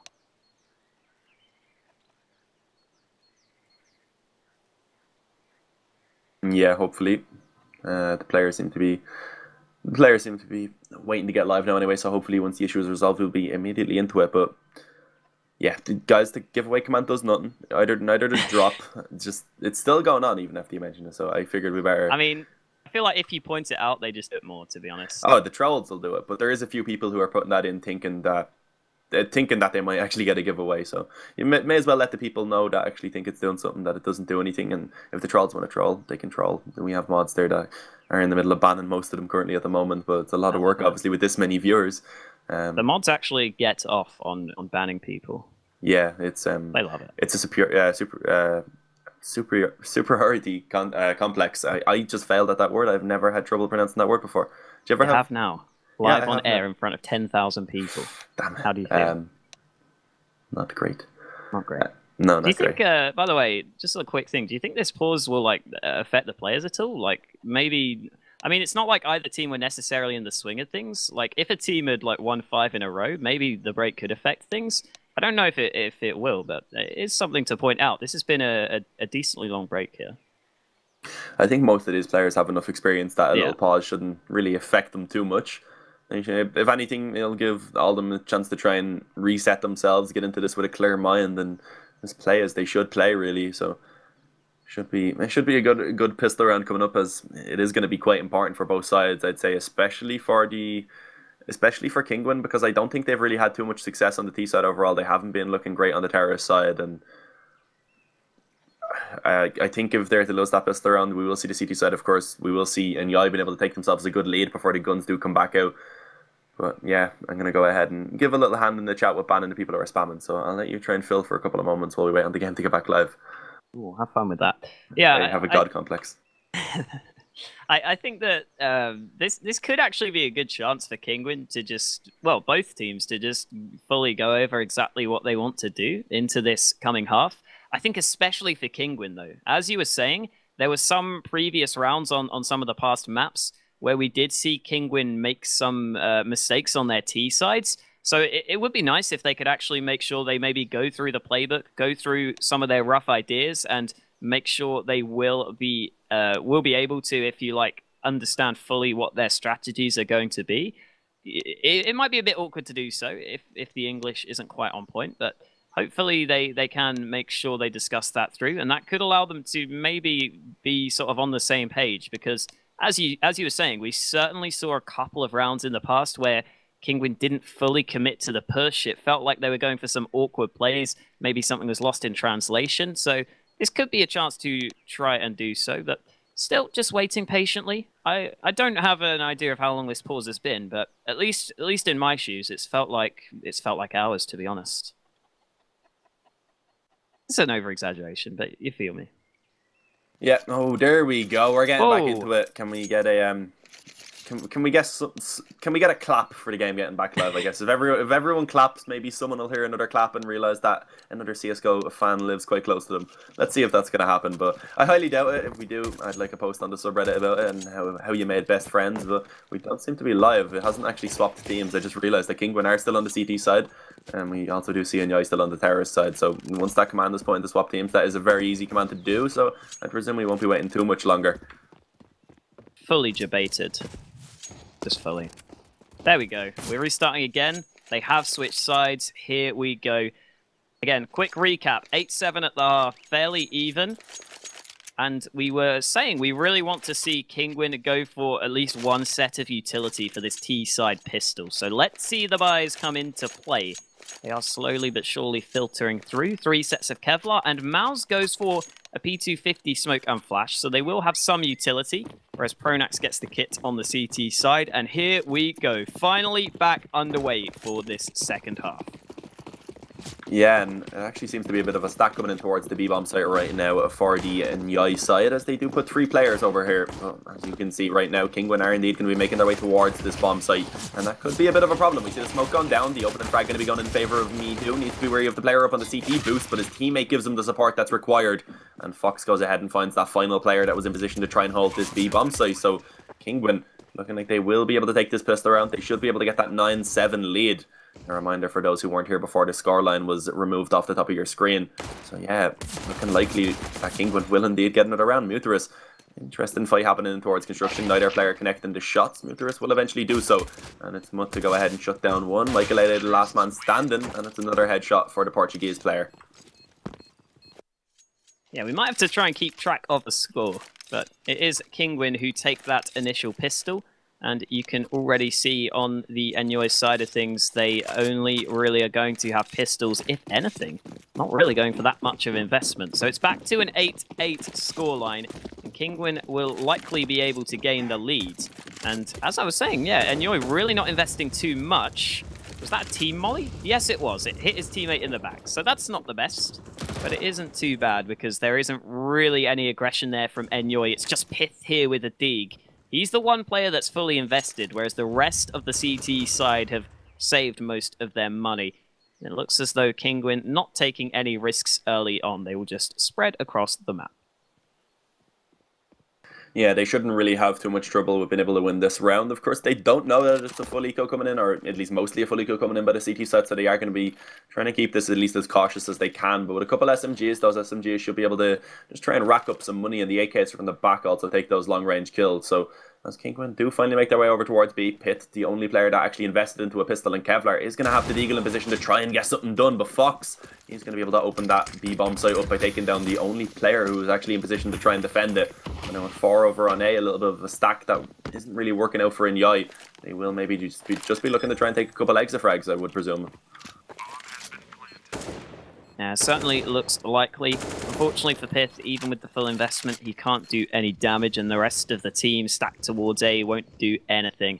So it will be, by the looks of things, a little bit of team damage. But it certainly will be them just trying to play for exits. Not too much going on.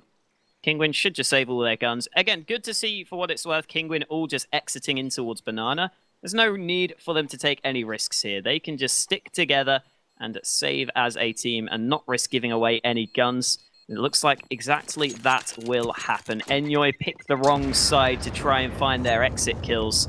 So the 3 AKs saved alongside the SMGs. But a very successful round for Kinguin as they get another one on the board.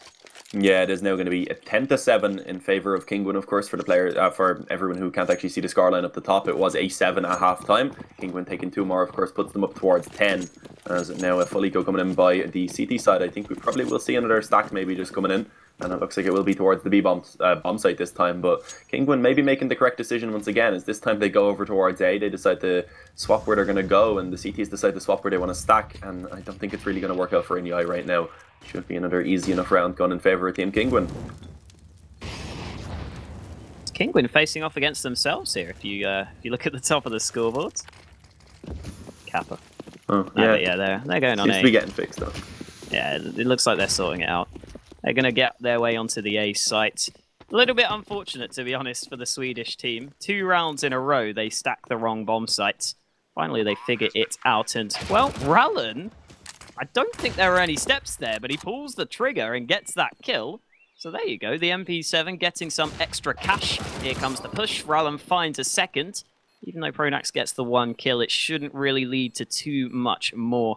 It's only Makalele and Pith left. But as we were saying earlier, Enyoy were trying to build up a lot of cash. They weren't really investing into pistols previously, so they should get a very, very strong buy together for that initial gun round. That's what they will be hoping to rely on. As Mihu does find that kill, Enyoy will close out the round. And Pith will also fall. Quick aim from Mihu, and Enyoy do take the 3 rounds as expected.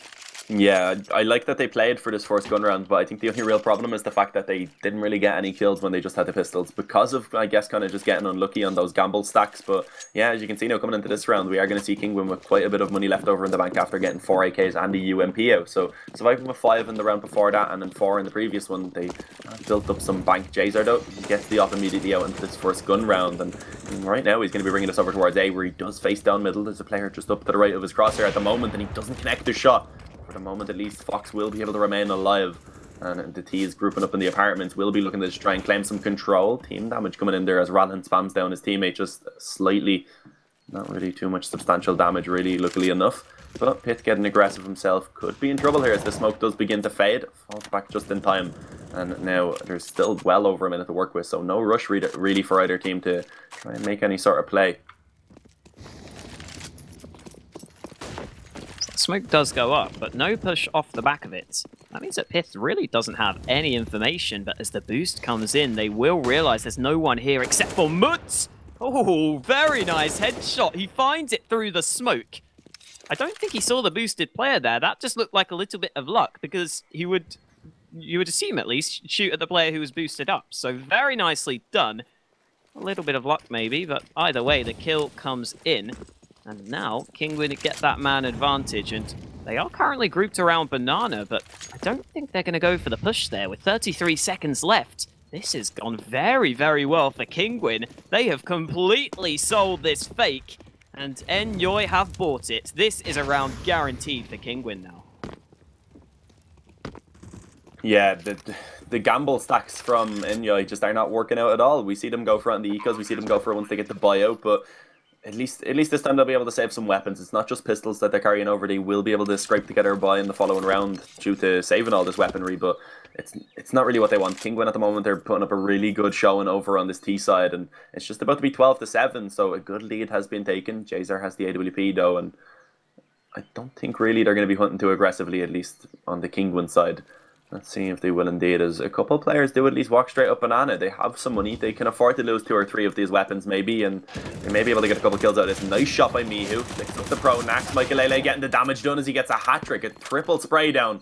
And that should allow these 3 players now to save their weapons. So that was a really impactful rather triple kill by Makalele. Even if it doesn't win them the round, it allows them to keep the weapons. Yeah, that's certainly valuable, especially as the rest of Enyoy will be able to go for some sort of force buy. I assume the AWP will not be in the hands of Benny. Indeed, it goes back to Jazar. A little bit of a slow buy put together, but it will consist of plenty of rifles. Only Pronax down to the UMP. He is the one man taking the hit for the team, I suppose you could say. Pronax is going to get up close in towards Banana, so that's not a big issue. What? Those Molotovs are so good, Pronax! Gets 2 kills. That is the power of those nades in towards Banana. It's such a tight choke point that those frags can come through. But that was very unexpected. Those 2 kills come in so quickly. And then Enyoy get to play from the 5v3. Yeah, really nice find. That's exactly what they needed to finally give themselves a good chance to get themselves on the board on the CT side. As now with 3 players remaining for Kinguin, what are they going to decide to do? The bomb for the moment is just going to be left towards the bottom of mid, just over towards that ramp, and as it is retrieved by Mihu, it looks like they will begin making their way over towards the A-bomb site. 3 players at the moment are going to be set up to try and hold this. Makalele, I like this angle that he is playing. It usually allows for 1 kill, and then you can fall back into the pit and just try remain alive. Let's see if Kinguin are going to have any success at all at finding these opening kills, as they have 45 seconds now to get a move on. They're making his way up long, may be able to get something, but a flash, or not even a flash rather. It's the smoke that made the noise, and Jacer's able to find that flick there with the op, takes down Mutt, and I think this is going to be the Swedish side basically having this round confirmed in their favour. Should certainly be the case. With 25 seconds left on the clock, Kinguin are going to need a miracle. And I don't think they're even really going to go for it. You can see them back in towards apartments. So it looks as though Kinguin will try to save 2 guns, but they certainly have the money built up to be able to buy, especially with these 2 AKs being saved. That's not too much of an issue. And on the Enyoy side of things, they are fairly happy with just saving their guns as well. Their money isn't great, so a little bit of a gentleman's agreement to save, but never mind. Rallen does get a kill at the end there. I didn't quite see where that was from, but Pith is now going to have a drop. Either way, it will still be a full buy for both teams. Let's hope this time around we don't see some crazy molly kills to start things off. Kinguin will be hoping not to lose those opening picks this time around. Yeah, of course. Reminder though, it is 12-8 currently still in favour of Team Kinguin. Enyoy finally getting themselves around on the CT side, but the question is now, will they be able to chain some together? Will they be able to break the economy of Kinguin, who still, I believe, have a decent amount of money left over after this buy onto at least 3 of their players? So let's see if Enyoy are going to be able to get this done. Final map of the series. Their entire chance of qualifying for IEM Katowice is going to be on the line right now. So loser of this will be eliminated. Let's see what's going to happen as Kinguin do begin to approach up towards middle. It looks like they will be focusing on trying to claim control of the middle brackets, and there was a bit of a stack towards B. There was 3 players early on looking to try and maybe get some control towards Banana, but as the CTs get perhaps a bit of a raid, Pronax calls for his players to instead head back over and stack up this A bomb site, and it seems like it is going to be the correct decision. Michael Lele continuing on with the same angle from the previous time. Let's see what success is going to be found by either team as the execute is now being prepared. Random with a great pop flash that can be thrown out of the apartments also to blind those players on the bomb site. There's 48 seconds now remaining. They really need to get a move on. They need to get moving soon. 4 CTs are waiting for this. Benny opens it up. Mihu and Rallen though, they're going to be able to find a couple of kills between the 2 of those, and still 2 players on the bomb site that are going to be trying to hold this one down. Pit with 1 more kill is going to be still remaining alive on that default position, but Mihu, even well blinded, is able to find that kill for himself, and now it's all into Jazer. He has been having a decent series so far, but in a 1-on-2, will he be able to get it done? He comes in on the flank, finds the first. Rallen, he needs to hit this headshot, and he needs to do it fast, and he hits that as he jumps onto the box. It is going to be a round in favour of Kinguin as they increase their lead and reset the economy of the Swedish side. 13-8 now. A 5-round margin for Kinguin. Even if it comes down to the clutch, they still get it to go their way. Rallen with a nice jump up, gets the headshot quickly. And now on the Enyoy side of things, they were in a position where they could have got a couple of rifles, but they decide to take the risk of only going for the pistols. That means they will likely go 14-8 behind. From that point onwards, it's not going to be an easy comeback. It's looking good for Kinguin as Rallen again finds a quick headshot. We are going to see Mouse holding off towards Banana. Doesn't seem like the push will come in, although Pronax with the CZ is now creeping forwards. And with the dink, he's not going to get the kill. Pith also holding up close, does get a quick frag, but he gets baited by the AK. So it looks as though Kinguin should gain control of the A site, although they are going to have to go back to get the bomb first. Yeah, but they shouldn't really have too much problem with this. They should be able to get that. There is 1 player actually pushing down Banana, but with both Mutheris and Mozinho in this position, the trade should at least be fairly possible, and Mutheris is going to find that before anything is really done by Benny. So last player is Michael Lele. Nice shot by Fox. They're actually reading that position. Peeks in with the P250 and finds it, and now it's actually 14-8 in favour of the Polish/Portuguese side, as finally the rifles come back out for Enyoy. But this round is going to be really important. If they lose this one, they would be working with a very weak buy on what's map point for Kinguin. Well, here we go. Enyoy are going to be riding on this round. They really need to get this one to go their way.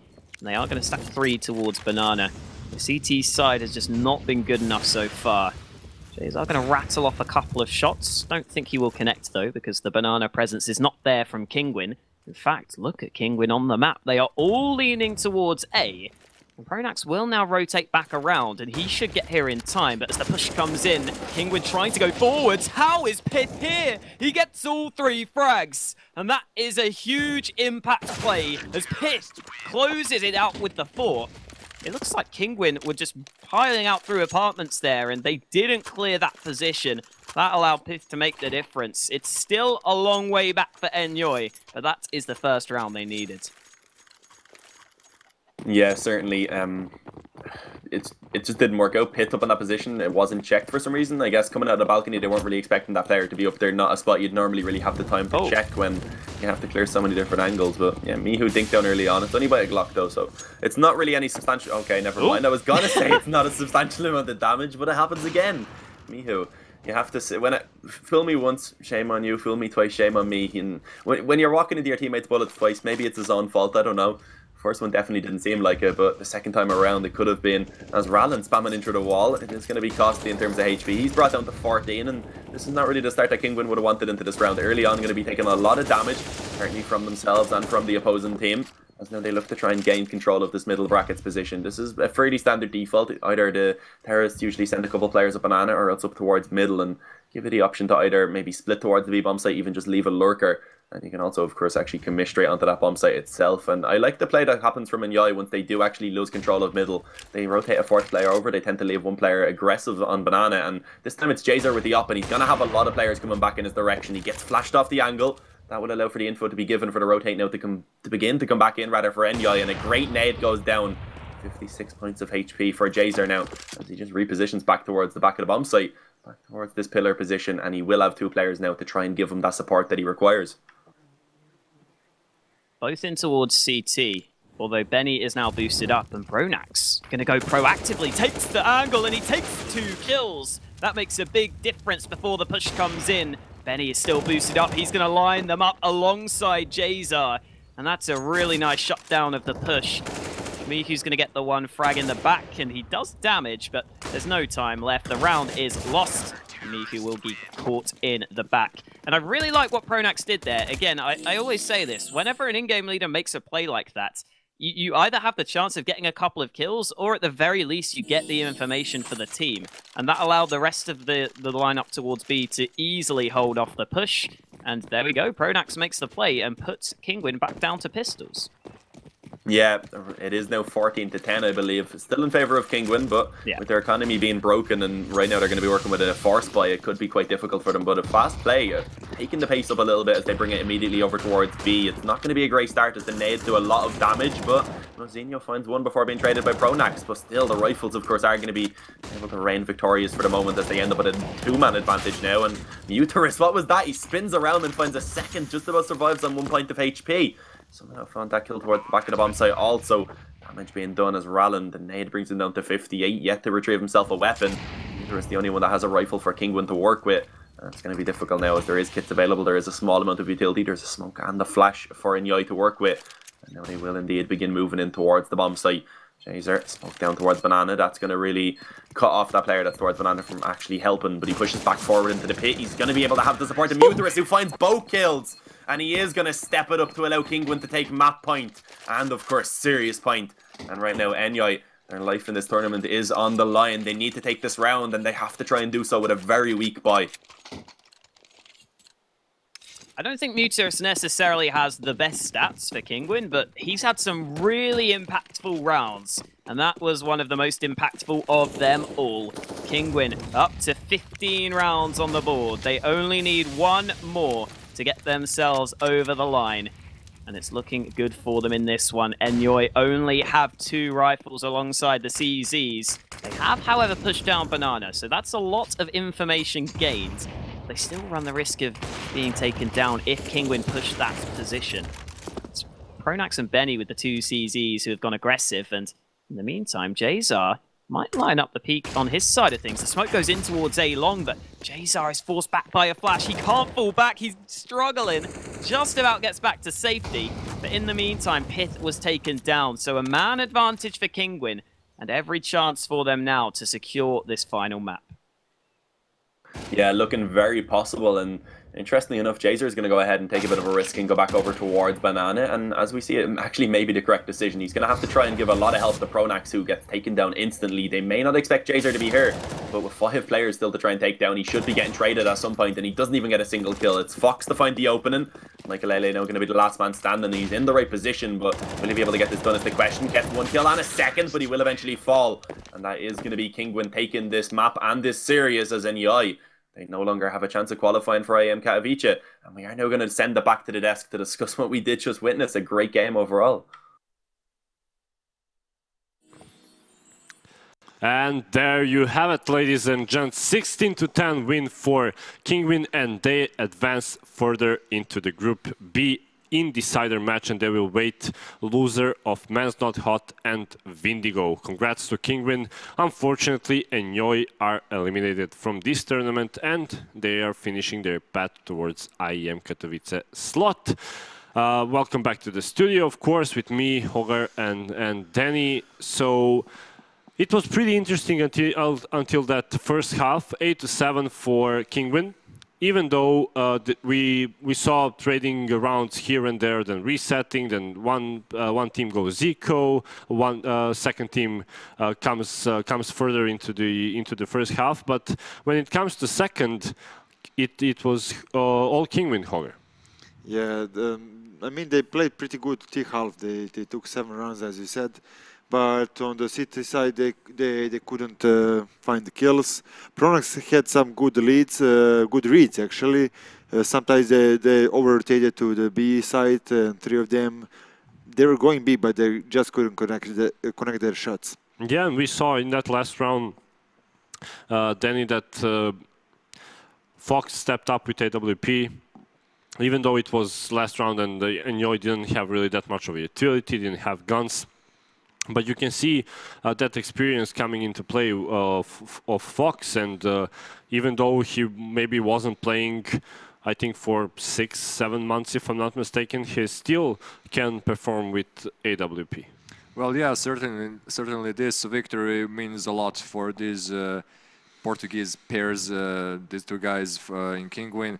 I mean, it means a lot for the whole team because new players are here. Sparrow and Caper aren't with them, so they will have to search for another chance to qualify for semifinals.